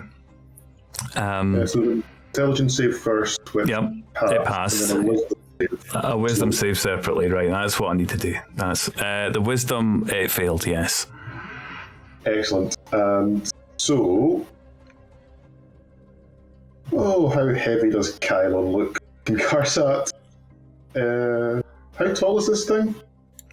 It's about 4 foot when it's rolling, and it kind of forms up to maybe 5 or 5.5 foot when at its end, where it's kind of bulging around the stone and growing up. It kind of swells up like a wave. So can Karsat basically just do a flip over it to land next to Kylon and then drag Kylon away from it? Just for now. So I've got 45 feet of movement. Sure. Yeah. So you want to jump over the section of it, a standing jump. Are you? Back, look, and make it flamboyant. Yeah, I mean it's about.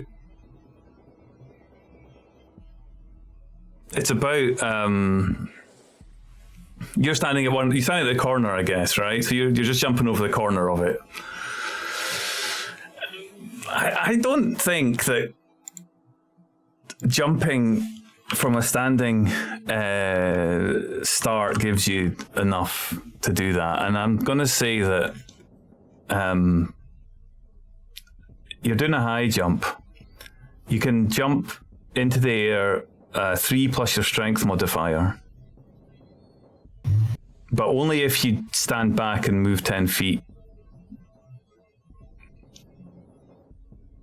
If you move at least 10 feet on foot immediately before the jump. If you make a standing high jump, you can only jump 3 plus half your strength modifier. So if I can only jump 4 feet? Yeah, so I wouldn't recommend. I don't think that Karsat would attempt that maneuver. No, I'll just run round it and grab Kylon and try and pull him back. You can pull him. Yeah, It looks like his brain's melting. Does it look like he's what's melting? So it looks like his brain might be melting. Yes. He's definitely. There's definitely heat there.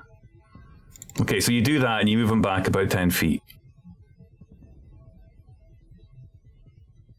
Yeah, I think that's everything I can do. Okay.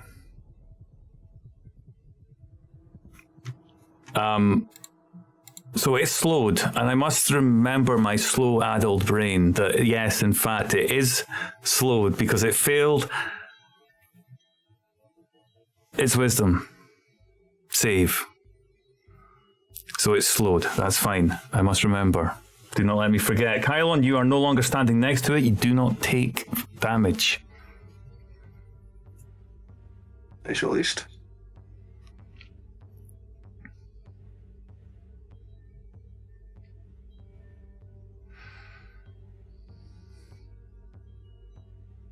Okay. How close to Ella? You were dragged 10 foot back. Lovely.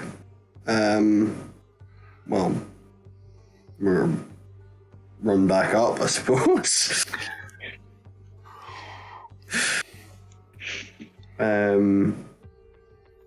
We shall hit it with our booming blade.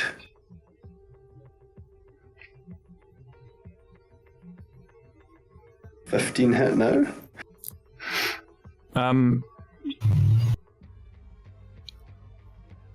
Can I've got to take a D4 off of that, don't I? Yeah, I think a 12 does not hit. we both forgot that you had that you cast mirror image, didn't we? Yes. Okay, but we'll keep going. So Mirror image is only for attack rolls, though. attack Not rolls. saving throw. Aye, okay, that's good. No, that's So, the initial attacks would have been. You would have dodged them anyway, so it's okay. Right, good. Okay, so you. yeah, I mean, I as far as I understand mirror image, I can deflect an attack onto a mirror image. I think.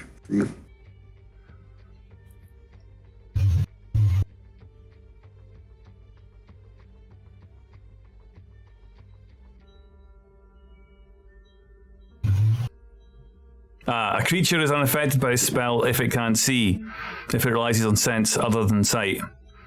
That's fine. That covers it. That's fine. Okay, so we're good because it don't have eyes.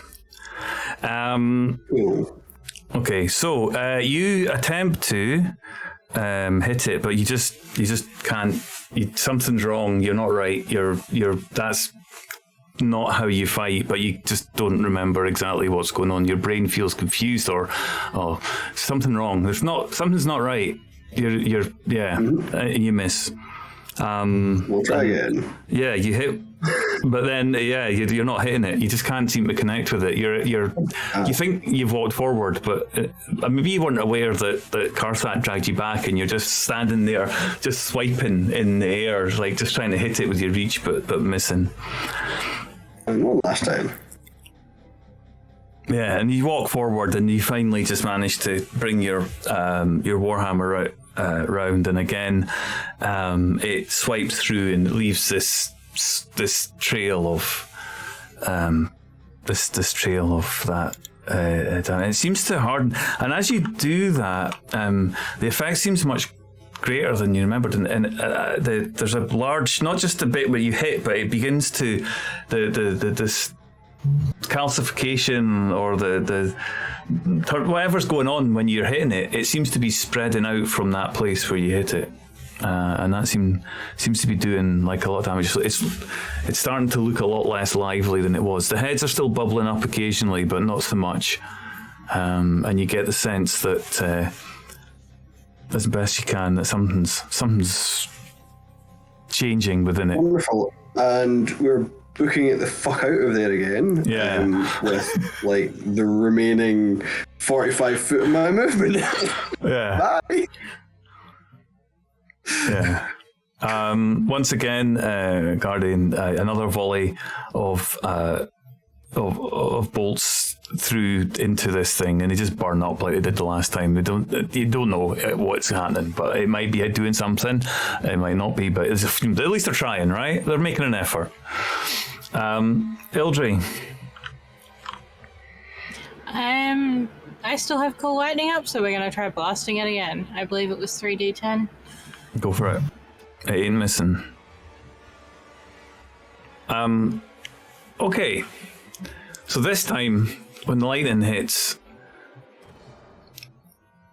it lands on top, and it seems to coincide with the point where one of the skulls just bursts up and out. And as it does, the lightning spreads over it. And the tendrils of the lightning flicker down towards the ground, seeking the ground, and cover it all around, back to where Kylan was standing. And the temporary flash of blue disappears. Your eyes, that was a very powerful blast, and your eyes recover, looking at that bright light, and you see that it has stopped moving, and it has just become a large tongue of stone.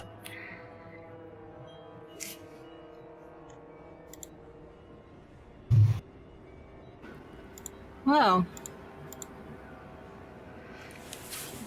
that was terrifying. Was anyone injured? Ellen's just kind of staring at it.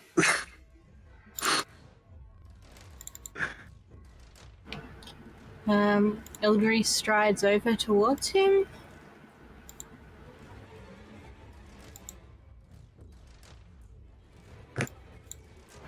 And I'm trying to figure out if she'd know, like, whether or not greater res would be suitable or revivify.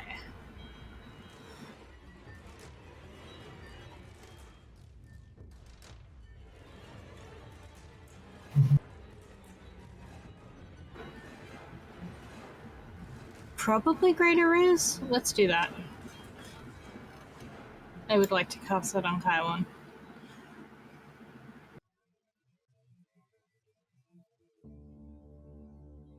Okay. So you take some time to assess him and you realise it's not right. It's not, there's something wrong with him. His eyes aren't there, or his coordinate, whatever it is you're picking up, that you know him well and this isn't right. And you think about it for a minute and you decide, yes, and you call forward your powerful restoration spell to see if that helps.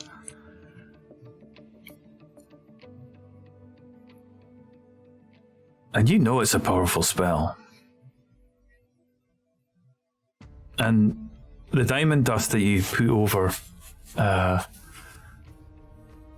Kylon, which it's used, so mark off 100 gold pieces worth of diamond dust from your inventory that you use up to cast this spell. And as you're casting it,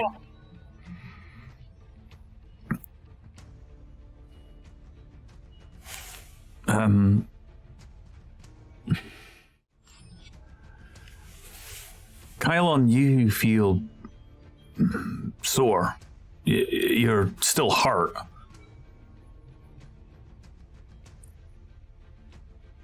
But you feel like your strength returns to you, your knowledge, your experience. You feel whole again. Pain you're used to, that's not new. You've experienced worse. But that other feeling that you had in your mind that drained you of that, it's gone. And you are no longer memory drained as the greater restoration heals you.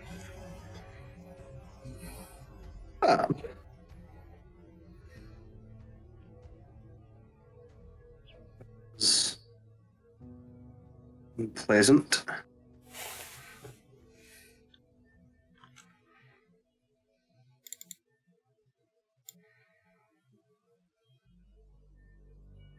That was certainly different. Definitely new. Hopefully unique. I learned some lessons, if it's not, at least.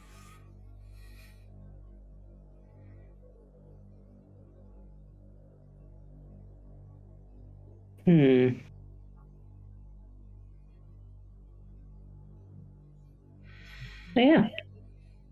It didn't like lightning, it didn't like cold.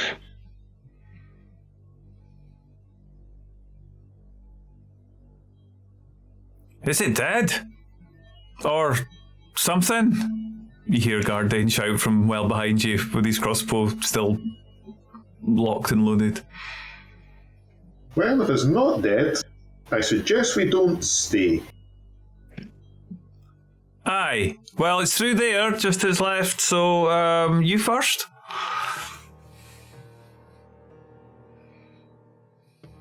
We don't know where we're going. We need a guide. Aye, just go through there and the guide will meet you on the other side.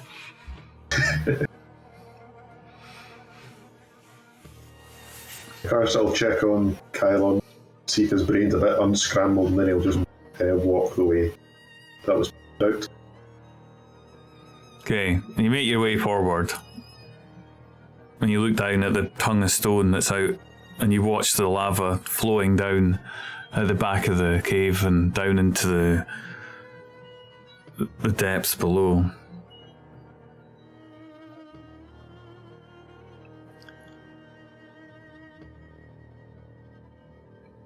You walk past, nothing happens.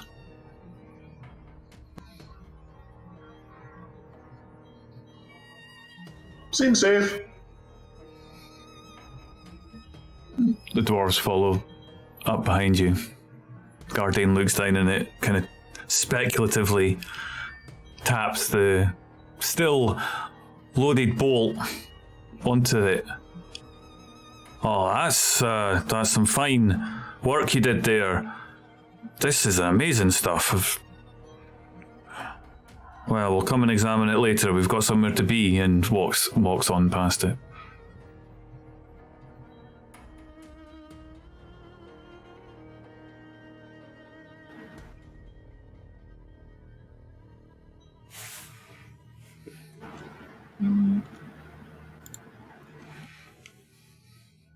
I suppose we should all follow.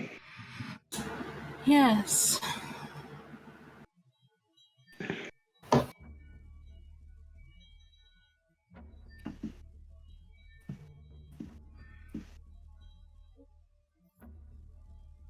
Kylon.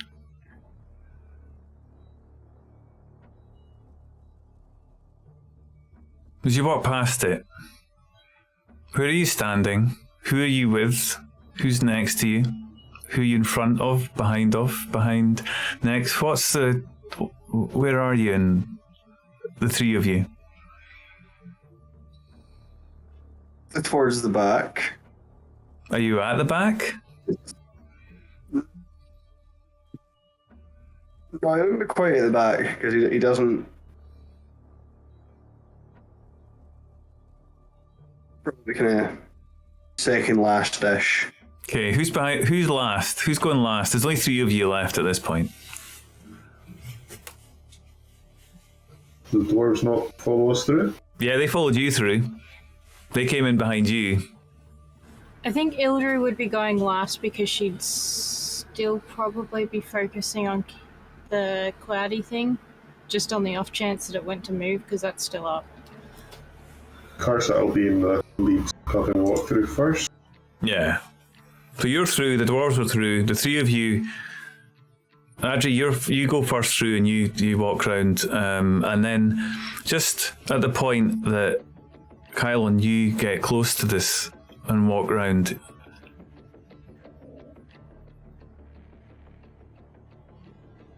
Ildry and you both hear Kylon's voice.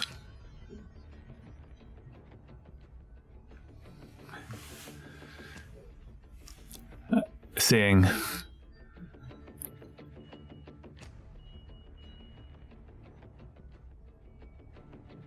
I've lived a fulfilling life. And it's unmistakably Kylon's voice. And he's in front of you walking. You see, you're looking at the back of his head when you hear this.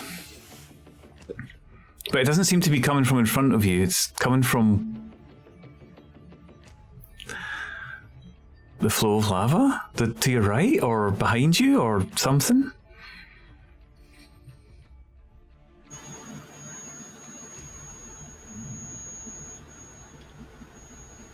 Can I call lightning down on the stuff again, please? Yeah, for sure. You just see this bolt and it completely hits the stone and just ripples over it. Yeah, and the voice doesn't. You don't hear it again when you continue to walk on.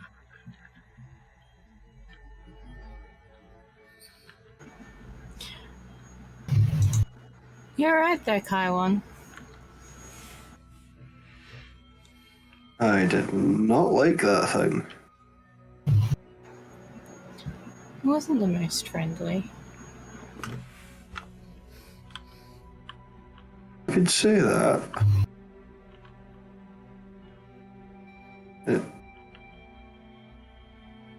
I felt spells similar, but that was something far worse.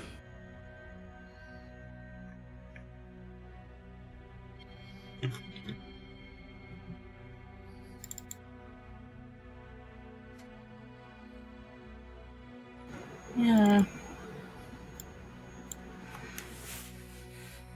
Did not seem good.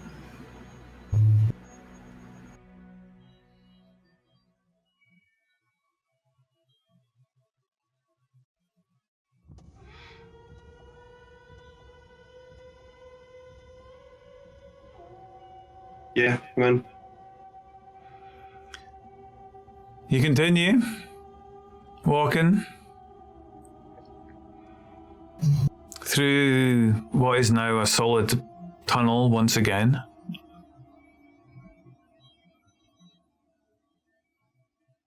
Downwards, round, twisting. We've been walking now for some time. The battle over, and onwards you go. You reckon you probably walk for a mile, maybe. You're not entirely sure, but certainly a good distance. You got the pace of the dwarves. The dwarves are keeping you right, and they tell you that up ahead there's another a post, a trading post that's approximately marks the halfway mark. That typically is used for the trouble. See, Guardian says that you've probably been walking now for, in total, around about 4.5 hours, something like that. And yeah, you sure enough, you come up to this space, and it's much like the guard post that you saw before. There's doors, and he walks up and he opens it, looks in. Aye, well, everything seems to be in order down here as well. Do you know, to be fair, I'm quite surprised. But you can't beat a good door and a good lock. Seems like whatever the hell that was isn't interested in whatever's in here. Which, by the way, is nothing, because we emptied it out many times a long time ago. Anyway, and he looks around, just pokes his head in. It's all in good order. He looks. We'll keep going then. Locks the door. And continues on.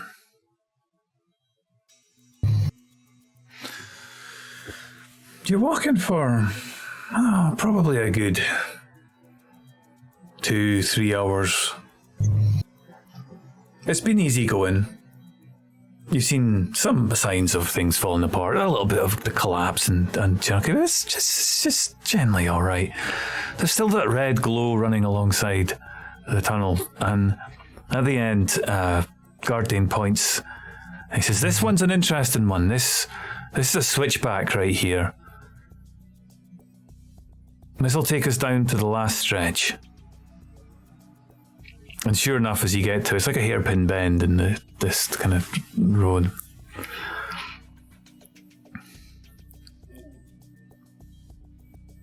The top of the cave height increases and disappears out of your view as you walk down.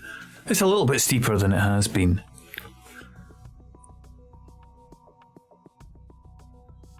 Gardain continues to walk steadfast and then stops. A few meters beyond the hairpin bend. He looks round and says, "You'll be glad to know there's no more lava."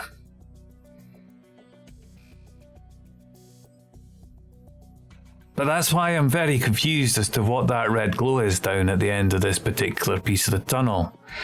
And he points down. I think I'd be happy if you said there was lava, to be honest. Yes. Let's go carefully. Does anybody want to scout? Like that last lava. Aye. Indeed. Does anybody want to take a scout ahead? He looks round at his guys. He looks at you.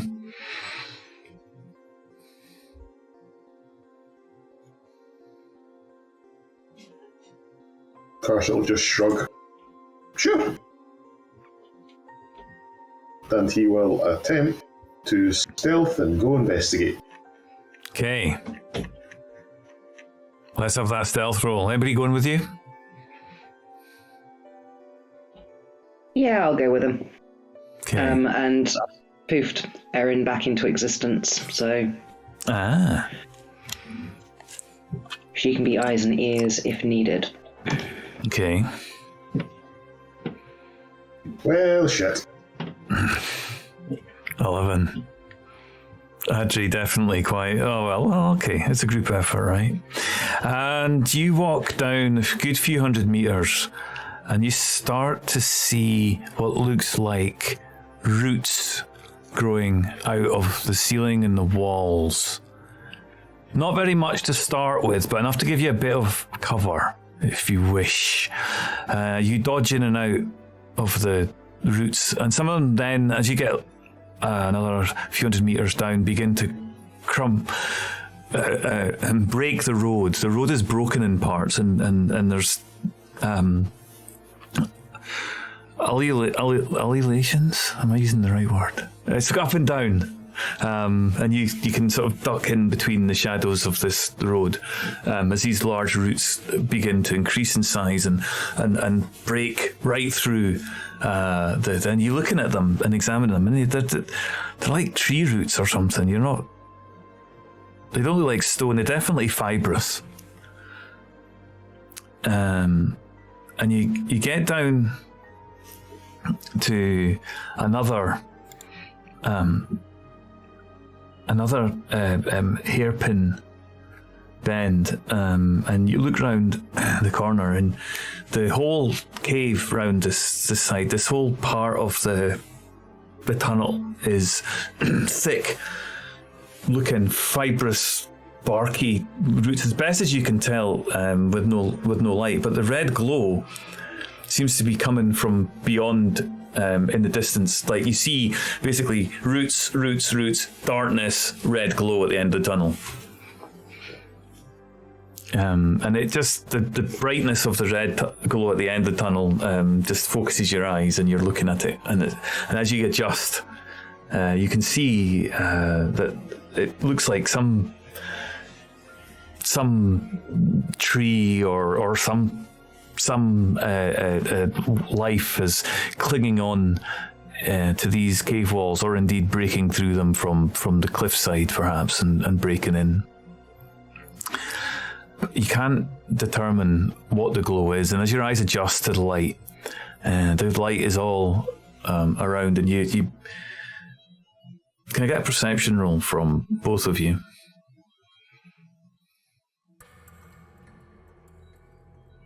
$22.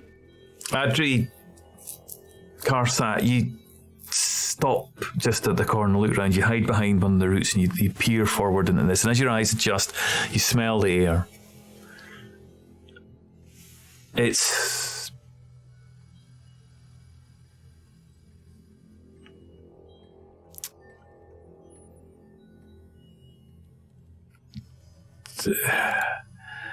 definitely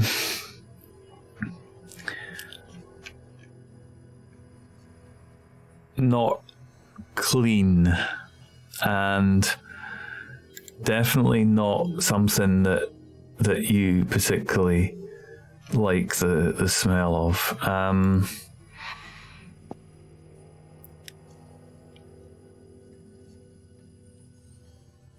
It does smell a bit like lava. but you're not sure.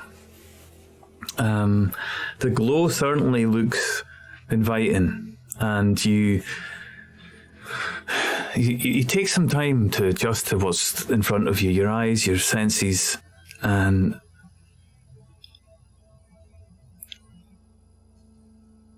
you think, wait a minute, that's not lava. It's different. It's something warmer. It's like a fire. It's a bonfire. It's a bright bonfire. It's a bright light of bonfire. Karsat, you look forward, and you think to yourself, no, it's, and you suddenly realise it's dragon fire. Oh. It's that flame burning. Your mind is very sure of it. That's all it can be.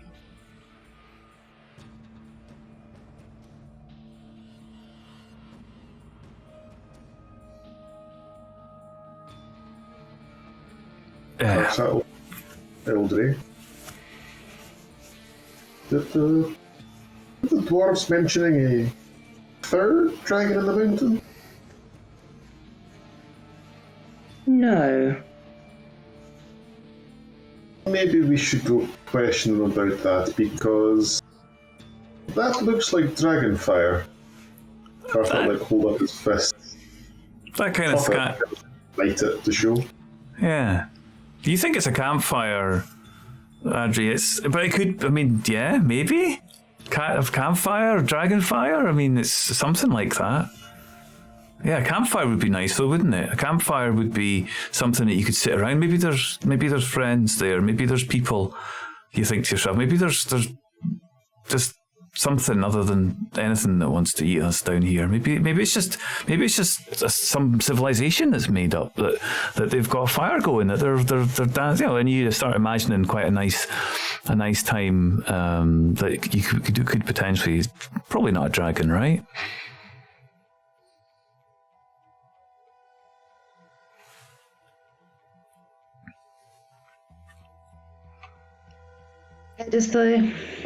Is that from us?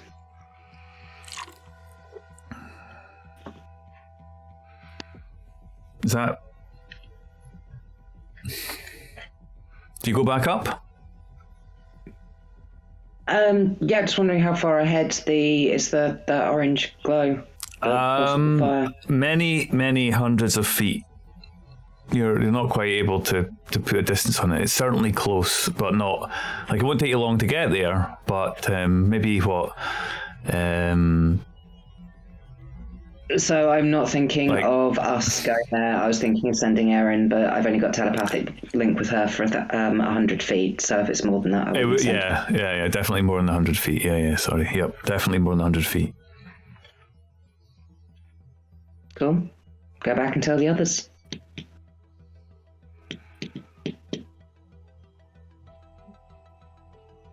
Guardian shakes his head. That's the last thing we need, people making their own livelihood down here. And we certainly don't need one of those, assuming that Karsat says it's a dragon. Yeah, if Karsat didn't say it was a dragon, Adri would have said that he thinks it's a dragon, because if he's right, we don't want to go walking into a campfire thinking we're going to have a nice rest and meet some friends and find out that we're not. I mean, I can create a bonfire wherever we need to be, but I feel like that's not the problem. How many dragons do these mountains hold? Like, what are we up to? Like 3 at this point? I mean, to be pedantic, technically the mountain is only holding 1. The others are outside. Yeah, you're not sure it is a dragon. You think that maybe actually that it's civilization, perhaps. Could be any.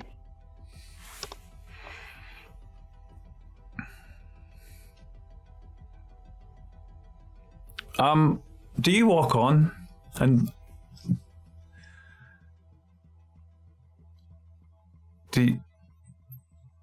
Do you walk down the way that back with everybody else?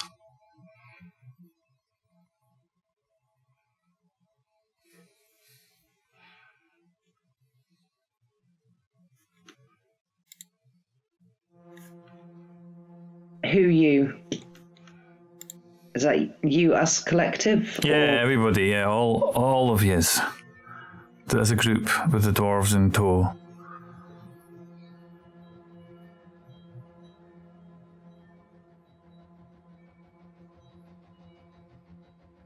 And do we need to take a rest to give Kylon a chance to heal?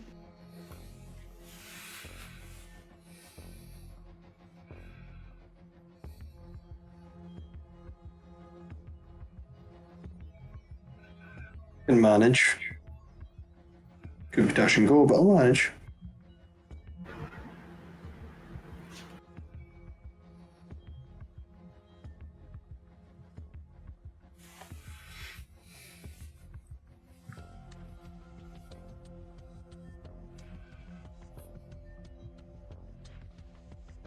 Okay.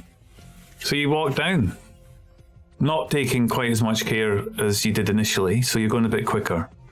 You jump over the roots that you see forming and breaking out, and you get round to the next switchback, the hairpin bend.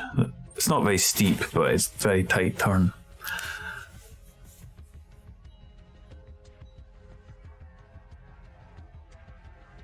Do you stop there? Do you keep now heading towards the light?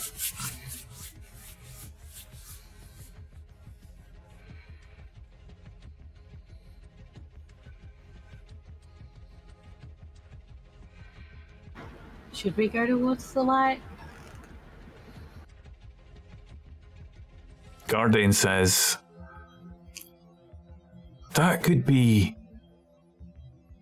It can't be. That's dwarves there. That's dwarves that are there. That's... How's that possible? They can't... And the other ones agrees. Aye, we could get them back up to... Now that we've cleared it, we could get them back up. And you can hear them all talking excitedly about the prospect of getting more people back up at Stone Shield.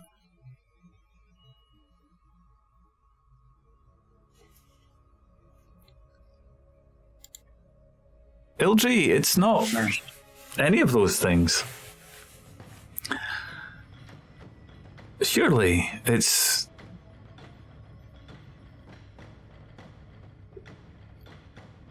a city, right? So civilization's probably the closest thing, but nobody's camping down here. It's civilization. It's a city that was outside that you've heard about that's moved in. It's taken shape. There's going to be an inn. There's going to be a tavern there. This thought crosses your mind. Information, people.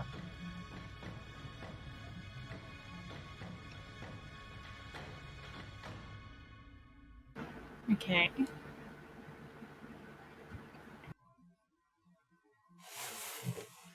Kylon, you're gonna get a fight here, aren't you? This is it.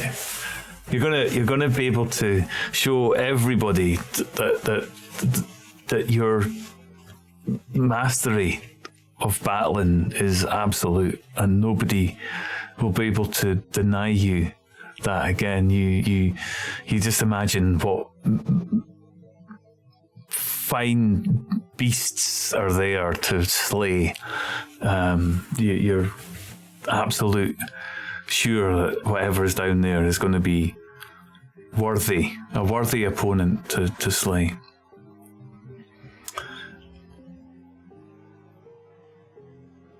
And these sensations grow.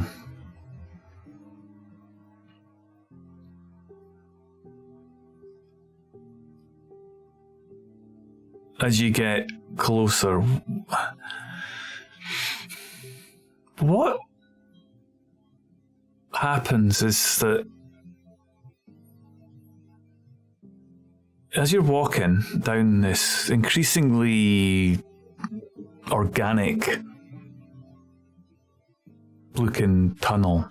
It's very high. The glow continues to light. Your eyes have adjusted to it, and you see the glow all the way down the tunnel. The roots get thicker and larger.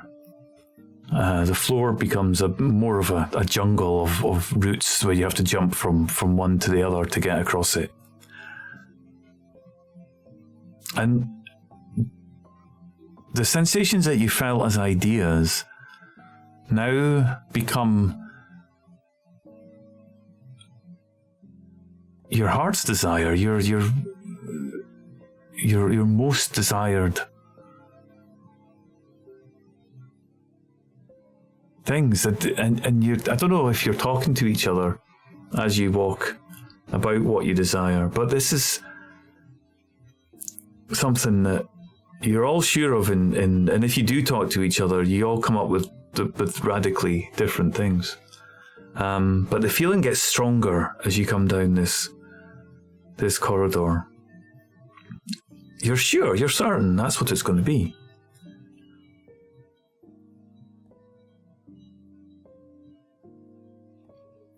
Karsat, does your thought of dragon warp into anything other than dragon when you're walking down here as this feeling of certainty grows? Does your heart desire more anything other than dragon? Karsat's greatest desire would be to find the clan founder, the original Karsat, the blue dragon that founded his clan. I mean, that's what he'd want the most. The main reason he's traveling. Yeah, so as you're there, you think, well, is there a dragon here? Maybe the clan have managed to subdue it and they're keeping warm by its flame, or those kind of ideas. You twist it round to be in that. Ildri, what is it if it's not knowledge, information, contacts, people, prestige that drives you? What's Ildri's greatest desire that this feeling warps into as you're walking down, making your way down through these routes? I think warmth. Which sounds really weird, but she is a fiery creature that is currently in a very cold environment. It is not something that she finds particularly pleasant, so I guess she's seeking warmth and comfort, and I guess to her, the actual mission itself is important, so that sort of that drive to move forward with it and make sure that we're getting the information that needs to go back, because she has people she wishes to keep safe. So that manifests itself in a physical imagining of again this idea of civilization and people and warmth and contacts and knowledge and so that thought, that makes sense. Adri, again, civilization, knowledge. What is it that pushes Adri forward the most? What's this idea of what it is at the end of this tunnel warped into as the feeling becomes stronger? Knowledge, the weirder and older and more arcane and the more different and unique and unknown it is, the more it appeals to her. Yeah, that's what people have when they congregate, that meeting of people and minds. And this drives you forward as you're walking. Kylon, this sense of being able to have a battle to best yourself, to give the stories of ages, you've decades of talk about your heroics. What is it that drives you the most? What actually is it that it warps into? The fight that'll make him a legend, live or die.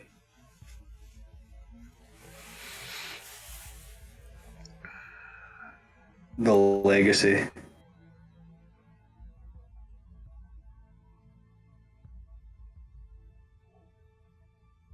One of you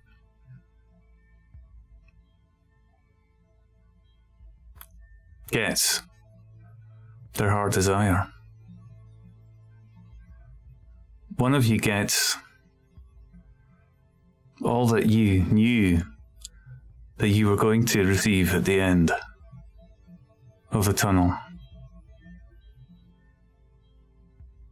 And as you step, the final steps to look down upon the cave in front of you to find out which one of you is right, we're going to end it there and pick up next week.